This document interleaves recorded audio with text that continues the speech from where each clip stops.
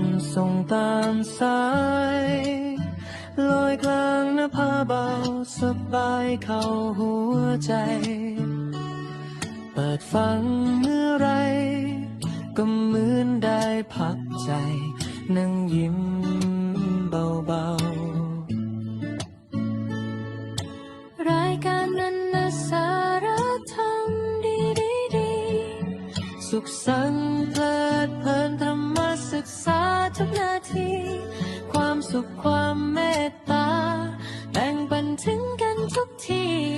ให้พุทธศาสนิกชนโดยทั่วกันเจริญสุขเจอชมคำจุนโลกนี้คำสอนเก่าเล่าใหม่ใช้ได้จริงในวันนี้ทุกเรื่องราวทุกหนักก็เบาลงเบาเมื่อเปิดใจฟังแล้วลองทำดูขอให้คุณผู้ฟังทุกท่าน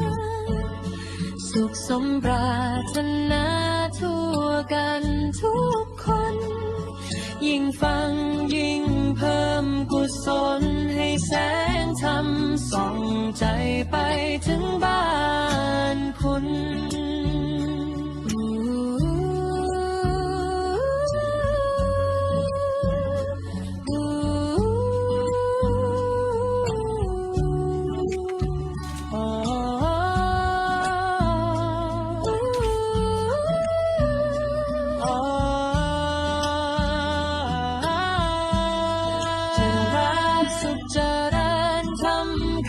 จนโลกนี้ขอให้คุณผู้ฟังทุกท่านสุขสมปรารถนาทั่วกันทุกคนยิ่งฟังยิ่งเพิ่มกุศลให้แสงธรรมส่องใจไปถึงบ้านคุณ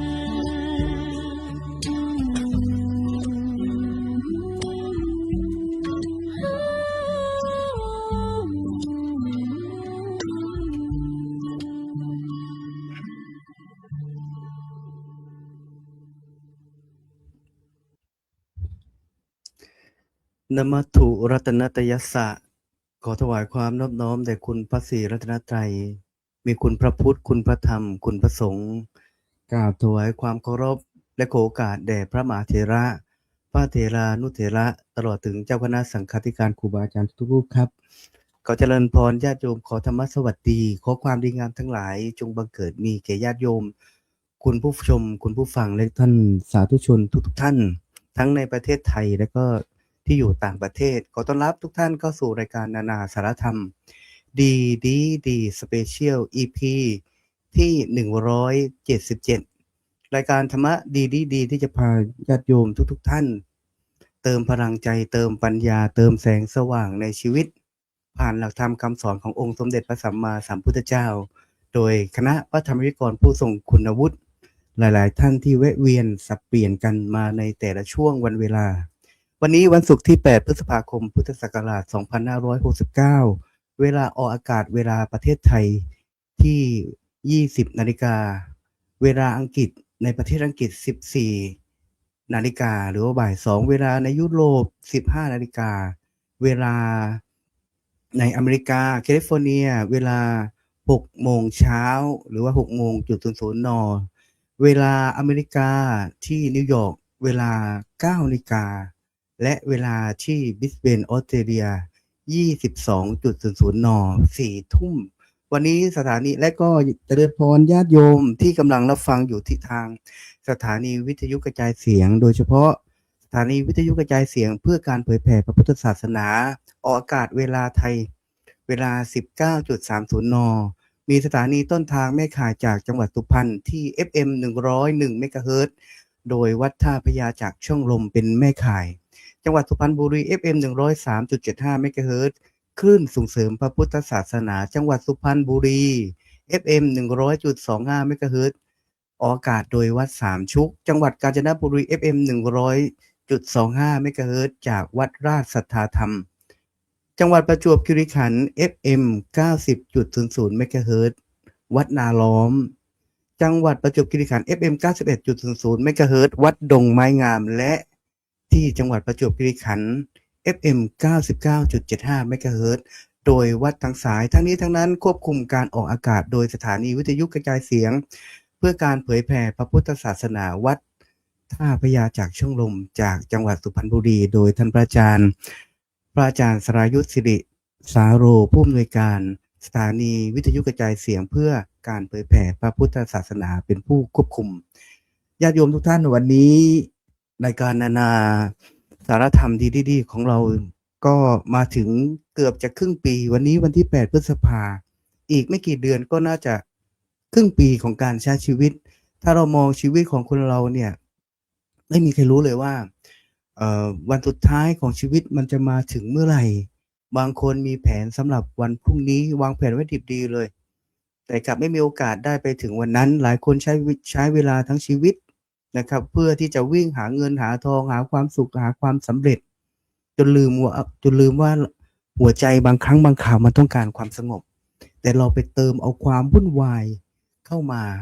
นะจนทำให้ชีวิตเรามันอยู่อย่างไม่มีความสุขอยู่ยากในสังคมปัจจุบันวันนี้รายการนานาสารธรรมดีจึงขอนำหลักธรรมอันทรงคุณค่าผ่านหัวข้อพิเศษที่เชื่อว่าจะสามารถเตือนจิตสะกิดใจหัวเขาเรียกว่าไปสะกิดหัวใจของผู้ฟังได้ทุกยุคได้ทุกคนได้ทุกวัยด้วยในหัวข้อที่ว่าชื่อว่าใช้ชีวิตอย่างไรไม่ให้เสียดายในวันสุดท้ายและก็เพื่อที่จะให้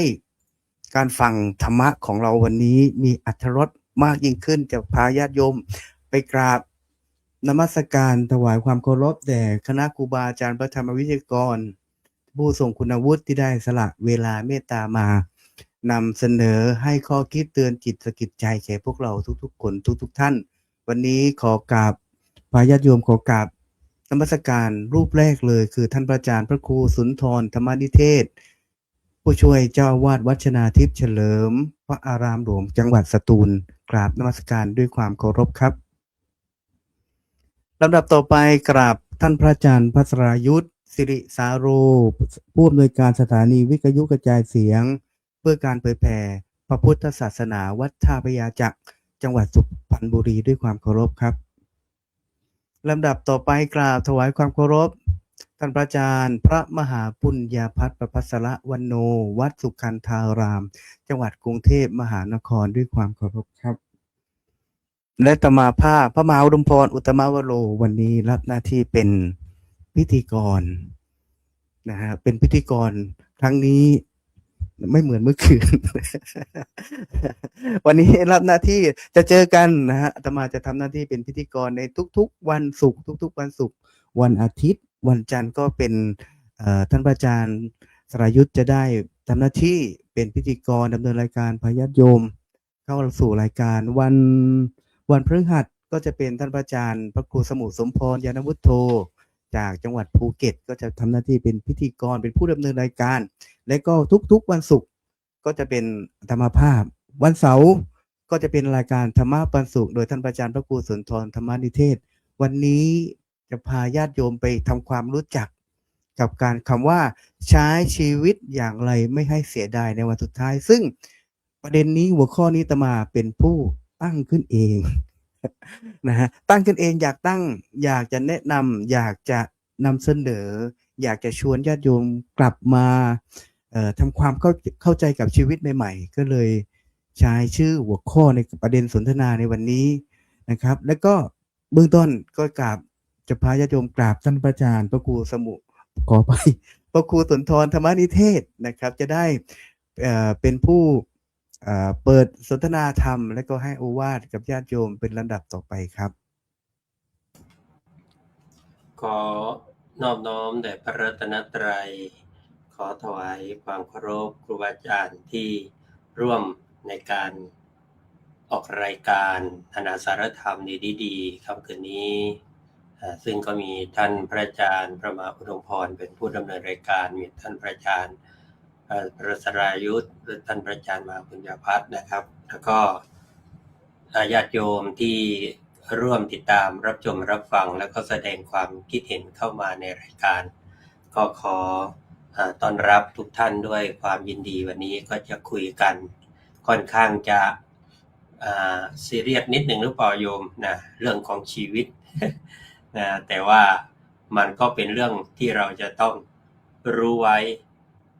ใช้ชีวิตอย่างไรไม่ให้เสียดายในวันสุดท้ายนะของชีวิตที่กำลังจะจากโลกนี้ไปนะการใช้ชีวิตแบบไม่เสียดายในวันสุดท้ายเนี่ยไม่ใช่การมีทุกอย่างอย่างครบครันแต่คือการรู้ว่าเราได้ใช้หัวใจอย่างเต็มที่แล้วนะในการที่จะมีหน้าที่นะจนถึงวันสุดท้ายหลายคนก่อนจากโลกนี้ไม่ได้เสียใจที่หาเงินได้น้อยแต่ว่าเสียใจที่ยังไม่ได้ใช้เวลากับคนที่เรารักอย่างเต็มที่ไม่ได้พูดคำแม้แต่คำว่าขอโทษกับคนที่เราเคยทำให้เขาเสียใจไม่ได้ให้อภัยแก่คนที่เคยทำร้ายเราไม่ว่าทั้งร่างกายและจิตใจไม่ได้ทำสิ่งที่ใจเราปรารถนาเราใช้ชีวิตตามความคาดหวังคนอื่นมากเกินไปจนไม่เป็นตัวของตัวเองอันชีวิตที่ไม่เสียดายจึงอาจเรียบง่ายกว่าที่คิดประการแรกเลยคือให้เรารักคนที่อยู่ตรงหน้าก่อนจะเหลือเวลาแห่งความทรงจำในภายหลังคนที่เรารักไม่ได้อยู่กับเราตลอดไปนะบางครั้งวันธรรมดาที่ได้นั่งทานข้าวด้วยกันอาจจะกลายเป็นวันที่คิดถึงที่สุดในชีวิตเนี่ยอย่างตอนนี้ก็มีโฆษณาหนึ่งที่นะเด็กหนุ่มผู้ชายนั่งอยู่กับคุณแม่นะแล้วก็ภาพของคุณแม่ก็หายไปแล้วตัวเองก็นั่งทานอยู่คนเดียวนะมันก็จะเป็นเวลาที่ทำให้เรานึกถึงความทรงจำในอดีตฉะนั้นอย่ารอให้สายเกินไปแล้วค่อยบอกรักอย่ารอให้จากกันแล้วค่อยเห็นคุณค่าประการที่สองก็คือทำความดีไว้ให้มากกว่าการที่จะเก็บความโกรธไว้ความโกรธนี่เผาใจเราได้นานกว่าที่เราคิดนะที่จริงเรื่องมันจบไปตั้งนานแล้วแต่เราก็ยังเก็บความรู้สึกไม่พอใจนั้นไว้เป็นคมพยาบาทเรียกความรู้สึกที่กัดกร่อนจิตใจของเราทีนี้อะไรที่จะมาช่วยก็คือความเมตตาที่จะทำให้จิตใจของเราผ่อนคลายสบายลงอันในวันสุดท้ายทรัพย์สินก็ไปไม่ได้นะแต่ความดีจะกลายเป็นความสงบในจิตใจของเรายิ่งถ้าเราสามารถจะให้ความโกรธมันจางคลายได้เนี่ยมันหายไปได้เนี่ยมันจะเป็นความสุขที่สุดของชีวิตทีเดียว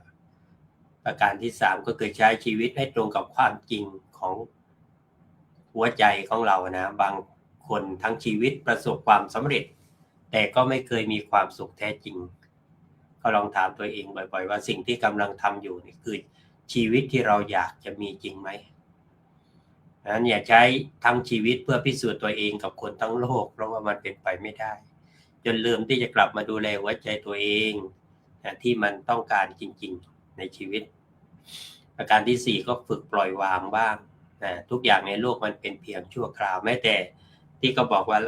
ร่างกายของเราก็เป็นเหมือนบ้านเช่าชั่วคราวที่เรามาใช้ร่างกายก็เปลี่ยนคนก็เปลี่ยนความสัมพันธ์ก็เปลี่ยนชื่อเสียงก็เปลี่ยนเมื่อเข้าใจความไม่เที่ยงเราจะทุกข์น้อยลงและรักสิ่งต่างๆได้อย่างพอดีประการที่5ก็ให้อยู่กับปัจจุบันให้ได้หลายคนจากไปทั้งที่ร่างกายยังหายใจ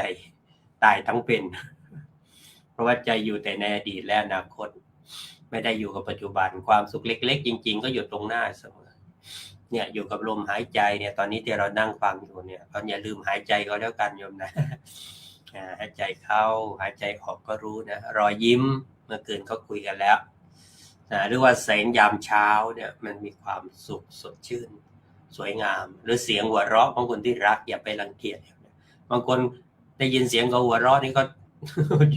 ทนไม่ไหวแล้วทนไม่ได้นะคือคนที่นะมีความรู้สึกที่เหมือนกับเป็นถ้าคนป่วยไข้ก็คือเหมือนกับเสียงที่เป็นของแสลงอะไรทำนองนะใครหัวเราะก็มีความสุขและทนไม่ได้เหมือนกันนะบางคนนี่ต้องยอมรับนะในสิ่งที่มันเป็นจริงคนที่เห็นคุณค่าของปัจจุบันเนี่ยมันมักจะจากไปอย่างสงบยามนะคือเขาจะเห็นสิ่งที่มันเกิดขึ้นอยู่ณเวลานั้นนะจะไม่หวนหาอดีตจะไม่คำนึงถึงอนาคตนะอยู่กับปัจจุบัน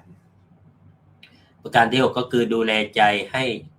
สะอาดนะตรงนี้ไม่ถึงว่ากายเนี่ยสะอาดแล้วใจก็ต้องสะอาดนะเพราะสุดท้ายแล้วสิ่งที่ติดตัวเราไปไม่ใช่ตำแหน่งยศถาบรรดาศักดิ์ที่เรามีหรือทรัพย์สินที่เราหาได้แต่คุณภาพของใจต่างหากที่มันจะต้อง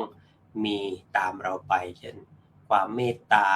ความกตัญญูความซื่อสัตย์การรู้จักให้อภัยการเสียสละแม้วันสุดท้ายจะมาถึงใจก็จะไม่วุ่นวายนะไม่ว้าวุ่นนะเราก็จะอยู่กับความงดงามของใจประการที่7สุดท้ายคือให้นึกถึงความตายเพื่อใช้ชีวิตให้มีความหมายที่มีคนกล่าวไว้ว่าให้การนึกถึงความตายสบายนักมันหักรักหักหลงในสงสารกำจัดมืดโมหันอนตการทำให้หายหายสะดุ้งไม่ยุ่งใจการนึกถึงความตายไม่ทำให้ชีวิตเราหดหู่นะโยมนะแต่ทำให้เราตื่นมารู้ว่าเวลาของเรามันมีจำกัดจึงควรใช้มันกับอะไรที่มันจำเป็นและก็สำคัญคนที่สำคัญสิ่งที่มีคุณค่าและความดีที่ควรทำในวันนี้เพราะว่าวันหนึ่งเราอาจไม่มีพรุ่งนี้ให้แก้ตัวอีกแล้วก็ได้อย่าไปเสียเวลากับอะไรที่มันไม่จำเป็นนะเสียเวลาไปนั่งนินทาเพื่อนนะเสียเวลาไปนั่งโกรธคนนั้นโกรธคนนี้นะเสียเวลาไปนั่งกลุ้มเสียเวลาอันก็เราหมดเวลากับเรื่องที่ไม่เป็นสาระนี่เยอะมากนะเวลาที่เป็นสาระจริงๆกลับถูกตัดรอนไปเพราะท้ายที่สุดชีวิตที่ไม่เสียดายอาจไม่ใช่ชีวิตที่สมบูรณ์แบบนะโยมนะฟังว่าชีวิตที่ไม่เสียดายอาจไม่ใช่ชีวิตที่สมบูรณ์แบบแต่คือชีวิตที่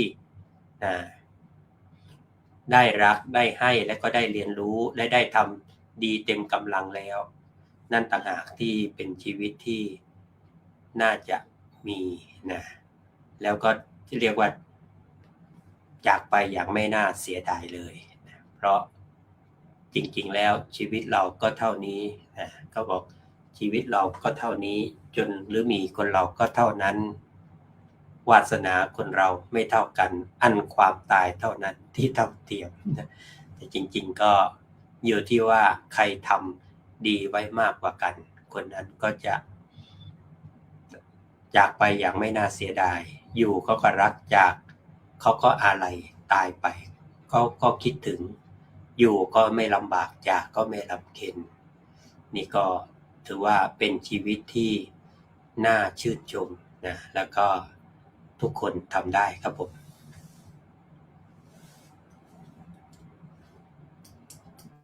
เริ่มเปิดใหม่ ทุกกราบขอบพระคุณท่านอาจารย์พระครูสุนทรธรรมนิเทศด้วยความเคารพเป็นอย่างสูงครับท่านอาจารย์ให้แนวคิดไว้7 หลัก 7 ข้อ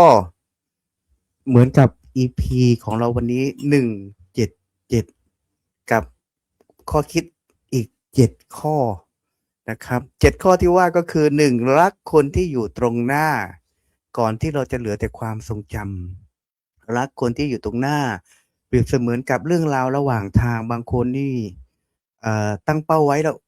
ถึงปลายทางอย่างเดียวกับชีวิตอย่างเดียวปลายทางฉันต้องมุ่งมั่นทำความสำเร็จเดินไปถึงเส้นชัยอย่างเดียวจนลืมเรื่องราวที่มันอยู่ข้างทางจนลืมเรื่องราวที่มันอยู่ระหว่างทางมันก็เลยพอไปถึงปลายทางพับก็ไปเจอแต่ความว่างเปล่าโดดเดี่ยวเดียวดายอะไรอย่างนี้รักคนที่อยู่ตรงหน้าข้อที่2ก็คือทำความดีไว้ให้มากๆอย่ามัวแต่เก็บความโกรธเอาไว้โกรธใครเกลียดใครไม่ชอบพรรคไหนยังไงก็เก็บเอาไว้นะครับนะรักใครชอบใคร นะก็รักกันไว้เอาไว้เยอะๆทำความดีต่อกันและกันมากๆนะครับเปรียบเสมือนกับการเดินทางบนรถไฟแหละมันไม่ได้อยู่ที่สถานีปลายทางหรอกมันอยู่ที่เรื่องราวความสัมพันธ์ความดีต่อกันและกันในวันที่ยังมีชีวิตอยู่และข้อที่3ใช้ชีวิตให้ตรงกับความจริงอย่าใช้ชีวิตเพื่อไปเอาใจคนอื่นอย่าใช้ชีวิตเพื่อไปเอาใจคนทั้งโลกใช้ชีวิตเป็นของตัวเองเป็นแนวของตัวเองไม่ต้องไปแคร์สื่อไม่ต้องไปทำชีวิตให้เป็นไปตามปากคนนั้นคนนี้อะไรแบบนี้ใช้ชีวิตให้เป็นตัวของตัวเองนะครับใช้ชีวิตให้ตรงกับความจริงให้เป็นตัวของตัวเองให้อยู่ในหลักสัจธรรมในความไม่เที่ยงแท้แน่นอนในข้อที่4ก็คือปล่อยวางเสียบ้างนะครับปล่อยวางเสียบ้างชีวิตคนเราหัวใจคนเราเนี่ยมันควรจะมีแต่ความว่างเปล่ามันไม่ควรที่จะมีขยะของหัวใจอยู่ขยะของหัวใจก็คือไอ้สิ่งต่างๆที่มันลุมมันเล้าเก็บเอาไว้เนี่ยปล่อยมันบ้างเขี่ยมันทิ้งบ้างทำใจให้มันโล่งให้มันว่างบ้างให้มันได้หายใจได้สดชื่นบ้างทำใจของเรานั้นให้หายใจให้มันเต็มปอดหน่อยเดี๋ยวนี้พอเอาเรื่องนู้นมาใส่เอาเรื่องนี้มาใส่โอ๊ยมันอึดมันอัดมันร้อนมันกินไม่ได้นอนไม่หลับกลายเป็นโรคกระเพาะกลายเป็นโรคกรดไหลย้อนไปก็มีเพราะความเครียดที่มันสะสมอยู่ฉะนั้นท่านพระอาจารย์พระครูสุนทรธรรมเชษฐ์ก็เลยบอกว่าปล่อยวางบ้างอย่าไปเก็บมันเยอะนะครับแล้วก็อยู่กับปัจจุบันให้ได้ดูแลหัวใจของเราให้มันสะอาดให้มันมีความบริสุทธิ์ให้มันมีคุณภาพของหัวใจนะครับบางทีตำแหน่งหน้าที่การงานอะไรบางเนี้ยมันก็แค่หัวโขนนะครับเอาใจของเราเข้าว่าและที่สุดท้ายก็คือระลึกถึงความตายนะฮะระลึกถึงความตายบ้างคือหมายความว่าใช้ชีวิตอยู่กับหลักสัจธรรมของชีวิตพิจารณาชีวิตว่าคนเรามันมีเกิดมีแก่มีเจ็บมีตายเป็นเรื่องปกติวันนี้บางคนเกิดมาปุ๊บก็ตายเลยก็มีบางคนเกิดมาได้ไม่กี่วันก็ตายบางคนตายเมื่ออายุ10 ขวบตายเมื่ออายุ20 30 40 50เป็นต้นไปไม่มีใครที่จะไปตายอายุ100 ปีขึ้นไปน้อยคนมากปัจจุบันสมัยนี้นะโดยเฉพาะคนปัจจุบันเนี่ยตายเร็วมากเลยขับรถขับลาไปด่ากันปั้งนึงเดี๋ยวก็ยิงกันตายปุ๊บปั๊บตายขับรถมอไซค์อุบัติเหตุกันเราพิจารณาถึงความไม่เที่ยงแท้ชีวิตบ้างวันนี้กราบขอบพระคุณท่านอาจารย์พระครูสุนทรธรรมนิเทศด้วยเป็นอย่างสูงนะครับลำดับต่อไปจะได้กราบท่านพระอาจารย์สรายุทธสิริสาโรจะได้เป็นองค์จะได้เมตตาให้โอวาทเมตตาสนทนาธรรมให้ข้อคิดเตือนจิตสะกิดใจแก่ญาติโยมเป็นลำดับต่อไปครับกราบนิมนต์ด้วยความเคารพครับ ขอนอบน้อมแด่พระรัตนตรัยกราบถวายความเคารพพระมหาเถระพระเถรานุเถระครูบาอาจารย์ทุกรูปขอโอกาสพระอาจารย์พระครูสุนทรธรรมนิเทศด็อกเตอร์และพระอาจารย์พระมหาอุดมพรพระอาจารย์พระมหาปุญญาภัทรประภัสรวันโนครับขอโอกาสครับเจริญสุขเจริญพรญาติโยมผู้ชมผู้ฟังทุกท่านค่ำคืนวันนี้ก็มาพบกันนานาสาระธรรมดีสเปเชียลนี่แปลว่าพิเศษโดยใช้เวลาดำเนินรายการประมาณ1 ชั่วโมงครึ่งนะก็เป็นสาระธรรมดีๆวันนี้นะก็วันแรม7 ค่ำพรุ่งนี้วันแรม8 ค่ำเป็นวันพระนะวันธรรมมัสวนะวันนะพระพุทธศาสนาของเรานะแต่รายการของเราก็มาพบกันนะเรียกว่าบ่อย เป็นรายการสดก็เป็นบุญญาลาภเป็นโอกาสนะของเราท่านทั้งหลายเป็นโอกาสของครูบาอาจารย์นะที่ได้มาสนทนาธรรมนะเป็นโอกาสที่ได้เผยแผ่ธรรมะเป็นโอกาสของญาติโยมที่ได้สดับรับฟังธรรมนะได้พบได้เห็นได้เจอนะได้เจอ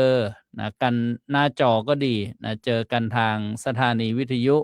กระจายเสียงก็ดีนี่แหละนะเป็นชีวิตที่ประเสริฐนะกับหัวข้อค่ำคืนวันนี้ใช้ชีวิตอย่างไรนะไม่ให้เสียดายในวันสุดท้ายชีวิตนี้เราต้องใช้ด้วยหรือนะใช้นี่ยังไม่พอนะต้องมาใช้ชีวิตอีกทำไมต้องใช้ไม่ให้เสียดายล่ะนะแล้วในวันสุดท้ายด้วยนะนะคนเรานี้มีวันสุดท้ายสุดด้วยเหรอนะเพราะฉะนั้นเนี่ยก็นะมาแก้กระทู้นะกระทู้นี่เรียกว่าเป็นว่าหัวข้อนะที่ครูบาอาจารย์ท่านตั้งท่านพระอาจารย์พระมหาอุดมพรนะท่านคงจะ นะห่วงใยนะคนในปัจจุบันนะที่ใช้ชีวิตนะหลงทิศหลงทางไป เพราะฉะนั้นเมื่อมาระลึกนึกถึงนี้หัวข้อนี้เนี่ยนึกถึงนะบทธรรมคำกรนะของหลวงตาแพรเยื่อไม้นะท่านประพันธ์เกี่ยวกับชีวิตนะโลกนี้ไว้นะน่าฟังนะว่าอันโลกนี้เมื่อโรงละครปวงนิกรเราท่านเกิดมาต่างไร้รำไปตามทีท่าตามลีลาของบทละครบางครั้งก็เศร้าบางคราวก็สุขบางทีก็ทุกข์หัวอกสะท้อนมีร้างมีรักมีจากมีจรพอจบละครชีวิตก็ลาอันวักตอนละครชีวิตเป็นสิ่งน่าคิดนะท่านเจ้าข้ากว่าฉากจะปิดชีวิตจะลาก็ทรมากันสุดประมาณนะนี่ไม่จบถ้าจบต้องฟังพระครูสุนทรธรรมนิเทศด็อกเตอร์ อันนี้เรียกว่าย่อๆก่อนนะญาติโยมนะจะใช้ยังไงล่ะนะก็คือจะดำเนินชีวิตอย่างไรนะจะใช้ชีวิตเนี่ยนะก็คือจะทำตัวอย่างไรเนี่ยก็ได้ญาติโยมนะพูดให้เข้าใจง่ายๆคือชีวิตเนี่ยไม่ใช้นะกินนอนเล่นเที่ยวนะก็นะต้องชราต้องแก่นะนี่เรียกว่าเราไม่ได้ตั้งใจใช้เลยนะแต่ก็มีระยะเวลานะเช่นมนุษย์เนี่ยนะประมาณ100 ปีเกินไปก็ไม่มากนะเกินไปแล้วจะอยู่สุขสบายนั้นก็น้อยนี่อายุเฉลี่ยนะพูดให้กระชับมาก็คงจะนะได้พูดเกี่ยวกับนะจะใช้ชีวิตยังไงก็คือนะใช้ให้ถูกหน้าที่นะน่าจะเป็นสิ่งที่น่าพิจารณานะญาติโยมใช้ให้ถูกหน้าที่ใช้ชีวิตให้ถูกหน้าที่บางคนนะคนเรานี่มีหน้าที่ใช้ชีวิตด้วยหรือญาติโยมนี่แหละสำคัญนะใช้ชีวิตให้ถูกหน้าที่นะกับคำถามหรือว่ากระทู้ว่าจะใช้อย่างไรนะไม่ให้เสียดายในวันสุดท้ายถ้ามันไม่ถูกหน้าที่เหมือนพระครูสุนทรธรรมนิเทศได้กล่าวทั้ง7อย่างเราอยู่อย่างไรอยู่กับใครทั้งมีคนรักมีคนชังมีคนโกรธมีคนที่ไม่ชอบนะบางทีอาจจะยังไม่ได้แสดงออกซึ่งความรักอาจจะไม่ได้นะให้อโหสิกรรมกันนะซึ่งความชิงชังนะบาดมองใจกันนะผิดพลาดบกพร่องไปบ้างเพราะฉะนั้นเนี่ยนึกถึงในสมัยพุทธกาลนะพระพุทธเจ้านะเสด็จไปบิณฑบาตแล้วก็ไปพบนะชายหนุ่มคนหนึ่งนะที่กำลังอาบน้ำตอนเช้านะอินเดียนี่เขาก็มีคตินะมีประเพณีในลัทธินับถือศาสนาเช่นพราหมณ์เก่าก่อนนะโยมนะล้างบาปตอนเช้าแล้วก็ชายหนุ่มคนนี้นะชื่อสิงคาลกะมานพนะเขาก็นำมาอาบน้ำตอนเช้าแล้วก็ทำการไหว้ทิศนะนั่งนะลงไปในน้ำแล้วก็ลุกขึ้นมาแล้วก็ไหว้ทางทิศตะวันออกทิศใต้ทิศตะวันตกทิศเหนือเนี่ยเรียกว่าไหว้ทิศแล้วองค์พระสัมมาสัมพุทธเจ้าก็ตรัสถามว่าทำอะไรชายหนุ่มคนนี้ก็บอกว่าทำการไหว้ทิศตามที่พ่อได้สร้างไว้เนี่ยเห็นไหมเขาเชื่อพ่อเขานะเชื่อผู้ปกครองเชื่อผู้เลี้ยงดูว่าเนี่ยทำไปเถอะแล้วพระพุทธเจ้าก็ตรัสสอนว่าการไหว้ทิศในพระธรรมวินัยของตถาคตเนี่ยในสมัยนั้นพระองค์จะตรัสว่าพระธรรมวินัยมาสมัยนี้ก็เรียกว่าในพระพุทธศาสนาแล้วพระพุทธเจ้าก็ตรัสว่าการไหว้ทิศเนี่ยก็มีนะแต่ก่อนที่จะมาไหว้ทิศเนี่ยต้องละกรรมกิเลสเครื่องเศร้าหมอง4อย่างก่อนนะไม่ฆ่าสัตว์ไม่ลักทรัพย์ไม่ประพฤติผิดในกามไม่พูดเท็จเนี่ยนะแล้วก็ต้องเว้นอบายมุข6ด้วยนะไม่เที่ยวกลางคืนไม่เป็นนักเลงการพนันไม่เป็นนักเลงสุรานี่แล้วก็ไม่คบคนชั่วไม่เกียจคร้านแล้วก็ยังต้องไม่ถึงอคติ4ด้วยนะไม่ลำเอียงเสียความยุติธรรมเพราะรักเพราะโกรธเพราะหลงเพราะกลัวอย่างเงี้ยแล้วก็เริ่มในการไหว้ทิศเบื้องหน้าทิศบุรพาได้แก่บิดามารดาต้องมีหน้าที่ซึ่งกันและกันว่าง่ายๆพระพุทธเจ้าตรัสสอนเรื่องหน้าที่นี่เรียกว่า ในสมัยนั้นเนี่ยนะเกี่ยวกับสิงขาละกะมานพนะก็คือว่าเนี่ยนะพระพุทธเจ้าตรัสสอนนะเรื่องนาทีนะต่อมานะนี่เรียกว่าสำหรับคฤหัสถ์นะผู้ครองเรือนนะผู้อยู่ในบ้านในเรือนหรือญาติโยมนะแล้วก็ต่อมาก็มีผู้บวชนะผู้บวชมีสามเณรอย่างเนี้ยนะมีพระภิกษุเนี่ยแล้วพระพุทธเจ้าก็บัญญัติพระธรรมวินัยนะให้ประพฤติปฏิบัติเป็นข้อฝึกตนนะเรียกว่าสิกขาบทนี่ก็เป็นเกี่ยวกับนาทีนะที่ได้กล่าวว่าใช้ชีวิตอย่างไรไม่ให้เสียดายนะในวันสุดท้ายทำให้ถูกนาทีนะหน้าที่ของมนุษย์นะก็จะต้องทำในสิ่งที่ประเสริฐนะสิ่งที่ดีงามนะเราเป็นพุทธศาสนิกชนต้องนะมีการให้ทานมีการรักษาศีลฟังเทศน์ฟังธรรมเจริญภาวนาเมื่อคืนนี้นะก็ยังนึกถึงนะหัวข้อที่เกี่ยวกับว่าทำอย่างไรนะให้สวยให้รวยให้สูงสักนะนึกว่าหัวข้อธรรมะที่ประพฤติปฏิบัติในปัจจุบันเนี่ยแล้วจะทำให้มีฐานะนะคาถาเศรษฐีเนี่ยเรียกว่านะปฏิบัติแล้วจะเห็นผลประโยชน์ในปัจจุบันนะก็คือขยันนะขยันหาทรัพย์รู้จักรักษาคบเพื่อนดีเลี้ยงชีวีให้เหมาะสมอันนี้อยากจะพูดเมื่อคืนแต่เมื่อคืนนี้ไม่ออก ไม่ขึ้นเดินทาง เมื่อคืน เดิน เหนื่อ ทาง ยเห มา นื่อย เพลียเดินทางมาเลยเสียดายไม่ได้พูดเรื่องว่าจะทำยังไงให้รวยเลยเอามาระบายวันนี้ก็แล้วกัน ญาติโยมเอามา ค แส รับ ด สาง วั ธุ นนี้ ครับ ครับสาธุค อ่ะ รั แล้ บ วก็นะกลับมาในหัวข้อค่ำคืนวันนี้ใช้ชีวิตอย่างไรไม่ให้เสียดายในวันสุดท้ายนะก็คือว่าเนี่ยทำให้ถูกนาทีนะโดยเฉพาะนะปัญหาในปัจจุบันนะคนไม่รู้หรือว่าคนเราเนี่ยไม่รู้จักว่าเอ๊ะเรามีหน้าที่ด้วยหรือคนเป็น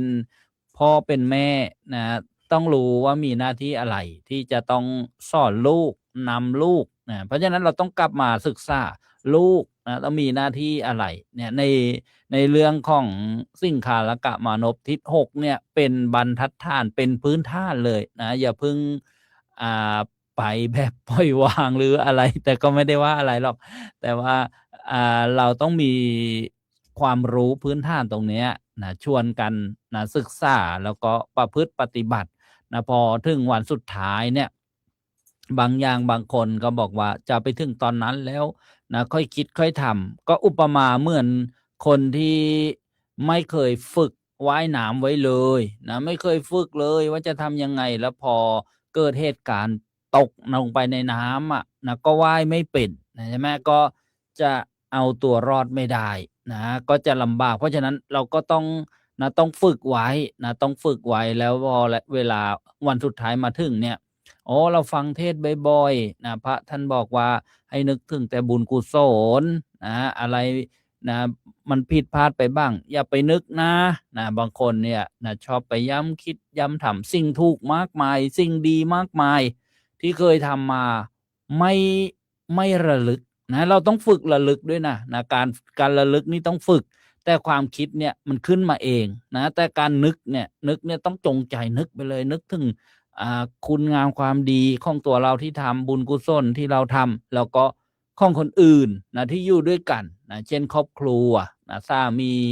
ภรรยานะแล้วเราก็จะนะคลายนะความฉุนเฉียวเกรี้ยวกราดนะความหม่องใจนะเราก็จะทำให้ชีวิตเราเนี่ยมีความสุขเพราะฉะนั้นเนี่ยนะใช้ชีวิตอย่างไรก็คงจะต้องให้ความเห็นว่าใช้ชีวิตนะให้ถูกนะที่เมื่อถูกหมดแล้วนะโยมคนไม่ทำถูกก็ไม่เดือดเนื้อร้อนใจใช่ไหมไปที่ไหนก็ไม่หวาดระแวงนะความจริงก็คือความจริง ความจริงก็คือความจริงนะพูดกี่ทีก็เป็นความจริงด้วยความนะซื่อสัตย์หรือว่าความบริสุทธิ์ใจสบายใจพูดอย่างองอาจกล้าหาญนะเรียกว่าไม่ได้ผิดพลาดอะไรก็ไม่ต้องทำการวาดระแวงเหมือนคำภาษิตพังเพยที่ว่าวัวสั้นหลังวะอะไรอย่างเงี้ยมันก็จะคอยระแวงนะนกกาจะมาจิกแผล แล้วก็มาสรุปด้วยว่าใช้ชีวิตนะให้ถูก หน้าที่นะเราจะได้นะไม่เดือดเนื้อร้อนใจนะในวันสุดท้ายนะในวันสุดท้ายก็คือนะวันที่ทุกคนต้องมีแล้วนะมีเกิดนะก็ต้องมีดับนะมีจากไปซึ่งเป็นสัจธรรมเป็นความจริงนะถึงแม้จะเราไม่ชอบเราไม่อยากได้ แต่มันก็ต้องเป็นไปนะเพราะฉะนั้นเนี่ยนะก็หน้าที่นะเรามีหน้าที่อะไรทำให้สมบูรณ์ทำให้บริบูรณ์ทำให้ดีนะทำด้วยนะความไม่ประมาทนะว่าจะไปผัดวันประกันพรุ่งอย่าไปผัดเพี้ยนอย่างนี้ก็คงจะเป็นนะคำตอบนะคำอธิบายว่าใช้ชีวิตนะให้ถูกหน้าที่นะจะได้ไม่เสียดายในวันสุดท้ายก็ต้องขออนุโมทนาบุญกับญาติโยมเข้ามาแล้ว อย่าลืมกดถูกใจกดไลค์กดแชร์กดติดตามกดแจ้งเตือนนะน่าจะได้นะเป็นรายการที่ได้รับความน่าสนใจอนุโมทนาโยมนีวรยานะมาอนุโมทนาโยมนวลซี่เบโลนะจากประเทศอังกฤษนะช่วงบ่าย2 โมงบ่าย3 โมงโยมดามอโยมท่านพระทวีบุญเจริญอนุโมทนาโยมจงกลสั่งเสนโยมเกษินีไมนุษย์นนทบุรีบอกว่าทำหน้าที่ของตนให้ดีที่สุดแต่อะไรที่มันเป็นมิจฉาชีพไม่ใช่หน้าที่นะโยมโจรมีหน้าที่ปล้นจะปล้นให้ดีที่สุดอันนี้ไม่ใช่นะ ไม่ใช่นะต้องให้ถูกต้องให้ถูกธรรมะนะโยมเกษมเหมรัตพานลูกศิษย์วัดมเหยงพระนครศรีอยุธยานี่ก็เป็นอุบาสกที่ศึกษาธรรมะปฏิบัติธรรมะอนุโมทนาสาธุโยมกนกวันอินทันน้องขายโยมครูจรินเรียวไพ่แทนคุณอำเภอเมืองสุพรรณบุรีนี่ก็นักศึกษาทั้งพระบาลีย่าเหทั้งพระอภิธรรมโอ้นะเป็นครูเกษียณแล้วก็มาศึกษานะทางพระพุทธศาสนาอนุโมทนาโยมแอปเศรษฐกิจโยมสุนันท์เลิศศรีโยมมลดีมาลุนนี่จากอิสราเอลเนี่ยก่อนอยู่หลังวัดช่องลมตอนนี้ไปอยู่นู่นสาธุโยมโจอัครวิทย์นนทบุรีโยมคำมุลเลอร์จากเยอรมนีโยมอุ่นเรือนโมมะเกลือจังหวัดเลยโยมคมชานมาลานครนายกโยมพิษณุจากประจวบคีรีขันธ์โยมจำเนียนโยมลินลพัฒน์นี่กรุงเทพมหานครโยมบุญมากแบกบุญจังหวัดเลยโยมเฮงสุปัตตาอูทองโยมกอบแก้วแสงเมืองจากจังหวัดตากโยมลำดวนย่อยลู่รอบอูทองพ่อทองเปรมกรุงเทพโยมเจียมใจสามัญโยมวัฒนาเอาขอไปวรรณากันสูตรจากอเมริกายำดึกสาธุยำเช้าขอไปลงเวลาโยมจะรวยโยมซีอูทองโยมน้อยเทเลอร์และสาธุโยมแต้วกิดาวันทักทายไม่หมดไม่เป็นไรนะโยมก็ขออนุโมทนาทุกท่านกับขอบพระคุณครูบาอาจารย์ทุกรูปแล้วก็ขอบพระคุณพระอาจารย์พระมหาอุดมพรครับสาธุครับกับขอบพระคุณท่านอาจารย์ธรายุทธสิริสาโรเป็นอย่างสูงครับท่านอาจารย์ให้โอวาทให้ข้อคิดเป็นข้อคิดที่อาตมาลืมไปเลยว่าชีวิตมันต้องทำหน้าที่ที่จริงตั้งหัวข้อนี้ไว้เพราะว่าเดี๋ยววันที่13เนี่ยต้องเอาไปเทศนะต้องเอาไปเทศก็เลยตั้งไว้เพื่อหาข้อมูลนะครับหาข้อมูลเอาไปเทศการขอบพระคุณท่านอาจารย์ธรายุทธในเรื่องของทิศ6ที่ลืมไปแล้วครับในชีวิตลืมเรื่องทิศ6ไปแล้วว่าพระพุทธเจ้าก็สอนเรื่องทิศ6ทิศ6ก็คือสอนให้เรารู้จักหน้าที่ที่พระพุทธองค์ไปเจอ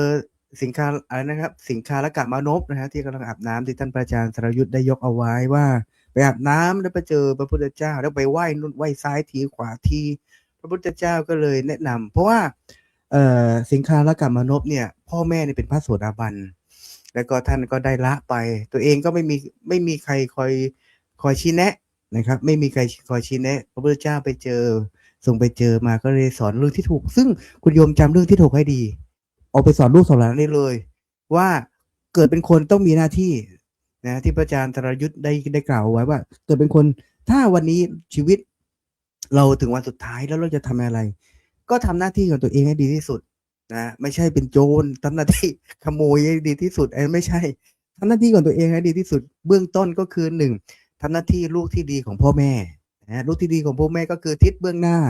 นะครับทิศเบื้องหน้าเป็นลูกต้องคอยดูแลพ่อแม่ ปฏิบัติพ่อแม่อย่าทำหน้าที่เป็นลูกที่สายไปไม่ใช่พ่อแม่สิ้นแล้วพ่อแม่ละไปแล้วไปเคาะโลงไปตั้งข้าวตั้งน้ำให้กินวันที่พ่อแม่ร่างกายแข็งแรงไม่มาเยี่ยมไม่มาไม่มาเยี่ยมนะแต่ว่าเวลาท่านป่วยต้องรีบมาไปกอดไปเหยียบสายออกซิเจน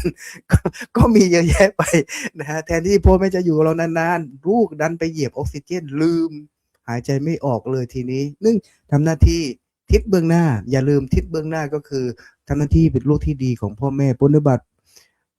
พ่อแม่นะครับแล้วก็ทิศเบื้องขวาก็คือครูบาอาจารย์นะทำหน้าที่เป็นลูกศิษย์ที่ดีของคุณครูนะคุณครูคำว่าครูคำว่าคารุเนี่ยเขาแปลว่าของหนักฉะนั้นคุณครูบาอาจารย์ที่ประสาทประสิทธิ์วิชาให้เราทุกๆวันเนี่ยถือว่าเป็นผู้ที่เราควรเทิดทูนเอาไว้ควรตั้งเอาไว้เดี๋ยวนี้เด็กๆก้าวล่วงคุณครูกันเยอะมากนะไม่ได้สนใจคุณครูแล้วมองคุณครูเป็นเพียงอะไรสักอย่างหนึ่งนะฮะที่คอยเป็นส่วนเกินมองคุณครูว่าเป็นส่วนเกินของชีวิตนะฮะแต่มาเจอตอนเด็กๆคุณครูเขาสอนหนังสือเราให้เราเขียนได้บวกลบคูณหารเป็นได้แต่มามองว่าคุณครูเนี่ยเป็นบุคคลเป็นปูชนียบุคคลที่อัศจรรย์มากเลยก็สอนให้เราอ่านหนังสือได้ทุกวันเนี่ยงงมากเลยแต่ถ้าให้เราไปสอนเด็กอ่านหนังสือเนี่ยเราทำไม่ได้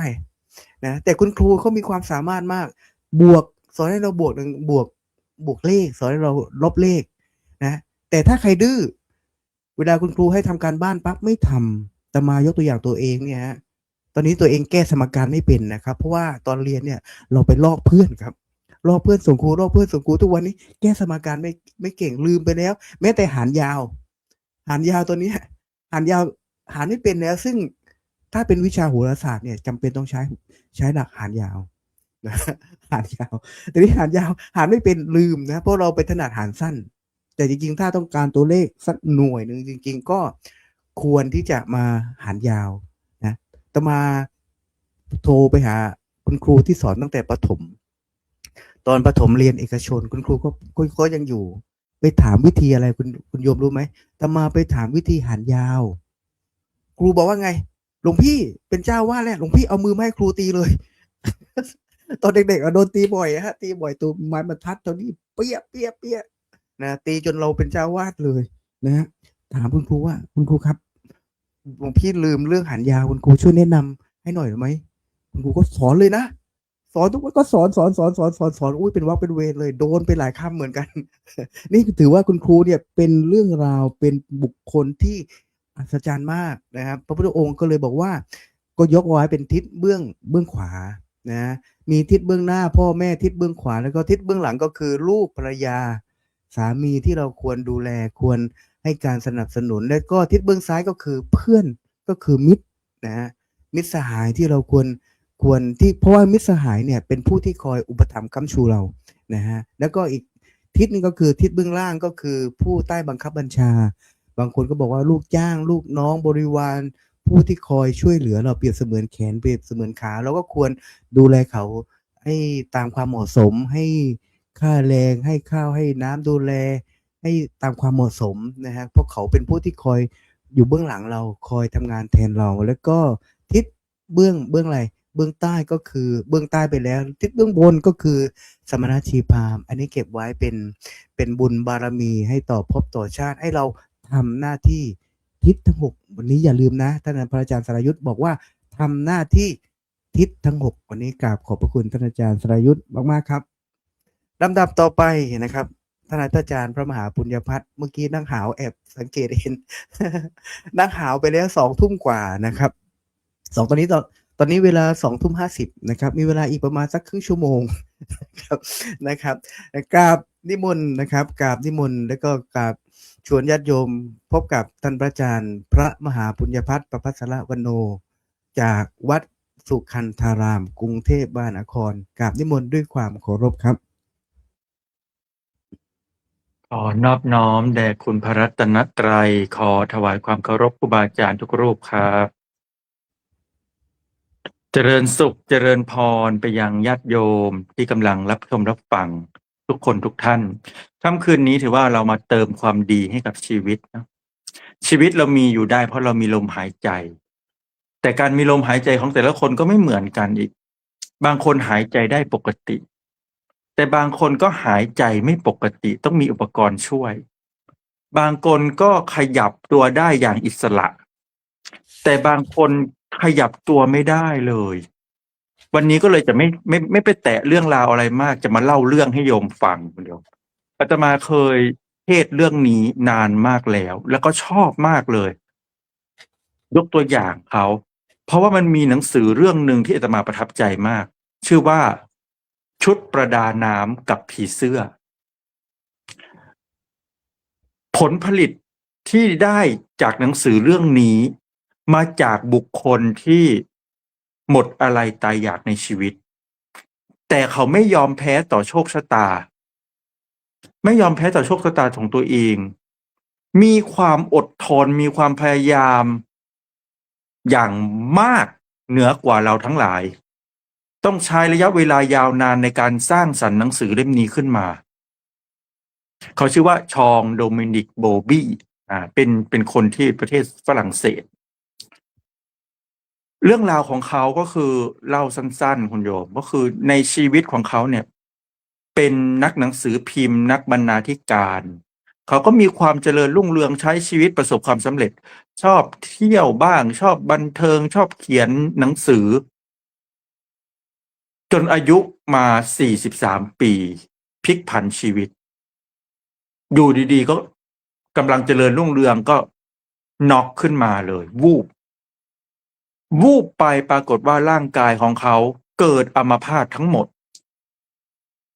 น็อกแล้วก็อัมพาตเลยโยมทั้งชีวิตกำลังเจริญรุ่งเรืองโลดโผนมีความสุข แล้วอยู่ดีก็หน้ามือเป็นหลังมือ รู้ตัวอีกทีคือขยับอะไรไม่ได้เลย ทั้งตัวขยับได้อย่างเดียวคือตากระพริบตาได้ กระพริบตาได้อย่างอื่นขยับไม่ได้เลย แล้วก็นักกายภาพบำบัดที่ดูแลเขาเนี่ยก็ยอมใจนะพยายามที่จะสื่อสารกันโดยการกระพริบตา เขาก็นอนป่วยก็ตอนแรกก็คนที่กำลังประสบความสำเร็จ แล้วอยู่ดีก็หน้ามือเป็นหลังมือการที่จะยอมรับความจริงในวัน2 วันมันเป็นเรื่องยาก ก็ต้องใช้ระยะเวลาทำใจ กว่าจะยอมรับได้ก็เป็นทุกข์ทรมาน แต่เมื่อมันปฏิเสธความทุกข์ที่เกิดขึ้นในขณะนั้นไม่ได้ ก็ต้องยอมรับแล้วก็อยู่กับมันให้ได้ สุดท้ายก็เลยอยากจะทำอะไรที่มันมีประโยชน์คุณโยมเห็นไหมพระองค์จึงบอกว่าโยจะวัสสตังชีเวทุปปัญโยอสมาหิโตเอกาหังชีวิตังเสยโยปัญญวันตัสสะชายิโนคนมีปัญญาซามต่อให้อยู่100 ปีก็ไม่มีประโยชน์แต่ถ้าคนที่มีปัญญาดีมันจะใช้ชีวิตอย่างมีคุณค่าอยู่วันเดียวก็จะมีคุณค่าแก่โลกนี้นายโบบี้คนนี้เขาก็อยากจะใช้ชีวิตให้มีคุณค่าก็เลยอยากจะสร้างหนังสือนักกายภาพบำบัดก็ต้องมาไล่อ่านไป A B C D E อยากจะได้ตัวไหนก็กระพริบตาสมมุติว่า A B C D ถ้าอยากได้ตัว E ก็กระพริบตา1 ครั้งนักกายภาพก็จะเขียนไว้1 ตัวก็จะใช้วิธีกระพริบอย่างนี้ไปเรื่อยๆกว่าจะสร้างเป็นคำกว่าจะสร้างเป็นประโยคโอ้โหคุณโยมประโยคหนึ่งใช้เวลาไม่ต่ำกว่า10 นาทีกว่าจะไล่ไปอย่างนี้ทุกตัวไล่แล้วก็กระพริบตา1 ครั้งก็ผ่านไล่ใหม่กระพริบตา1 ครั้งผ่านโอ้โหมันต้องใช้ระยะเวลายาวนานต้องมีความอดทนต้องเอาใจใส่จริงๆแล้วก็สร้างหนังสือจนประสบความสำเร็จได้ออกมาเป็นเล่มและตีพิมพ์แต่สาระสำคัญมันอยู่ที่บทสุดท้ายคุณโยมที่จริงหนังสือเล่มนี้ก็จะเล่ารายละเอียดทั้งหมดตั้งแต่ตอนป่วยเรื่องราวการทุกข์ทรมานเขียนถึงก่อนป่วยบ้างเขียนตอนที่ป่วยบ้างแต่บทสุดท้ายมันก็จะเกี่ยวกับปรัชญาชีวิตเกี่ยวกับการสอนแล้วล่ะจะใช้ชีวิตอย่างไรให้มีความสุขจะทำยังไงให้มันมีคุณค่าอะไรประมาณนี้ แล้วเขาก็เปรียบเทียบชีวิตตัวเองว่าร่างกายของเราตอนเนี้ย มันเหมือนชุดประดาน้ำเพราะมันทำอะไรมันขยับอะไรไม่ได้ มันไม่มีอิสระเลย มันเคลื่อนไหวอะไรไม่ได้ มันเป็นทุกข์มาก มันหนักอึ้งมันทรมาน แต่ถึงจะมีร่างกายที่สาหัสสากันแบบนั้นแล้ว แต่มีสิ่งหนึ่งที่มีอิสระ ก็คือความคิดหรือว่าจิตใจนั่นเอง จิตใจหรือความคิดเปรียบเหมือนผีเสื้อที่มีความอิสระ เราสามารถโลดแล่น เราสามารถจะจินตนาการ เราจะสามารถที่จะเปลี่ยนความทุกข์ให้เป็นความสุขได้อยู่ที่ความคิด เขาจึงเปรียบความคิดของเขาเหมือนผีเสื้อที่โบยบินไปหาสิ่งที่มีประโยชน์ไปหาสิ่งที่มีคุณค่าอย่างอิสระเลย แล้วเขาก็โลดแล่นตัวเองสร้างจินตนาการออกมาเป็นหนังสือเล่มนี้ เป็นหนังสือที่มีคุณค่ามาก เพราะเกิดจากความเพียรพยายามของคนที่ โอ้โหอัมพาตกระพริบได้อย่างเดียวคือตานอกนั้นคือขยับไม่ได้เลย ฉะนั้นสิ่งเหล่านี้เรื่องนี้มันสอนอะไรเราได้บ้าง ขนาดคนที่คิดว่าไร้ค่าพอไม่คิดว่าน่าจะทำประโยชน์อะไรได้แล้ว เพราะกินอาหารเองก็ไม่ได้ขยับอะไรเองก็ไม่ได้ทำอะไรเองก็ไม่ได้จะพริบได้อย่างเดียวคือตา ถ้าเปรียบเหมือนบ้านเราคือผัก เจ้าชายนิทรานอนเป็นภาระให้คนอื่น แต่นายโบบี้ไม่คิดอย่างนั้น ถึงจะขยับได้เพียงตาก็จะสร้างประโยชน์ จะสร้างวิทยานิพนธ์ของชีวิตเพื่อจะฝากไว้ให้กับคนรุ่นหลังได้เอาไปอ่าน เนี่ยถ้าเราใช้ชีวิตให้เป็นเหมือนวันสุดท้ายของชีวิตจริงๆชีวิตเราจะมีคุณค่า เราไม่ได้เป็นเหมือนนายโบบี้เรามีตอนนี้คือร่างกายของเราสมบูรณ์ เราแข็งแรง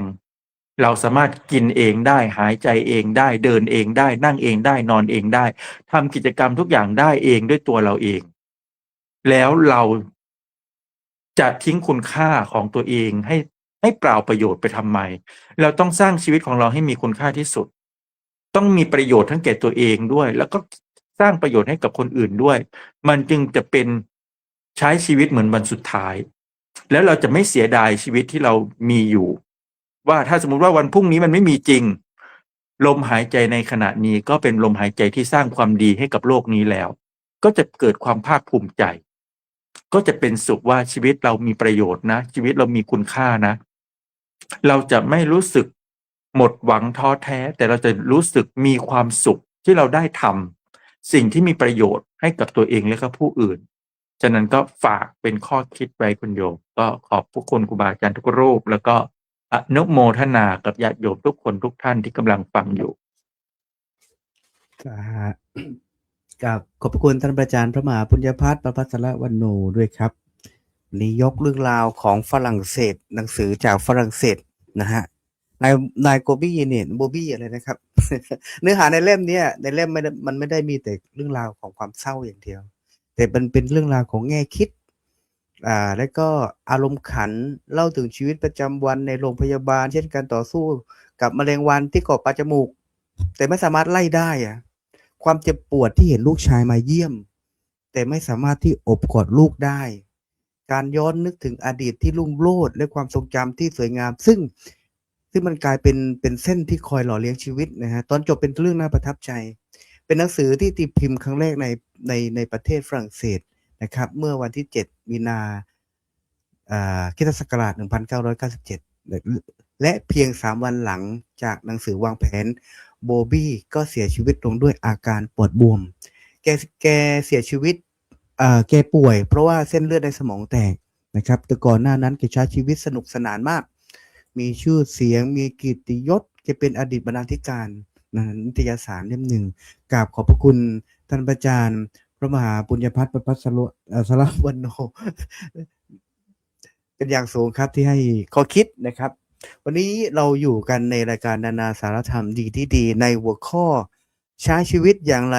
ไม่ให้เสียดายในวันสุดท้ายตอนนี้เวลา3 ทุ่มนะครับ3 ทุ่ม1 นาทีก็จะได้กราบ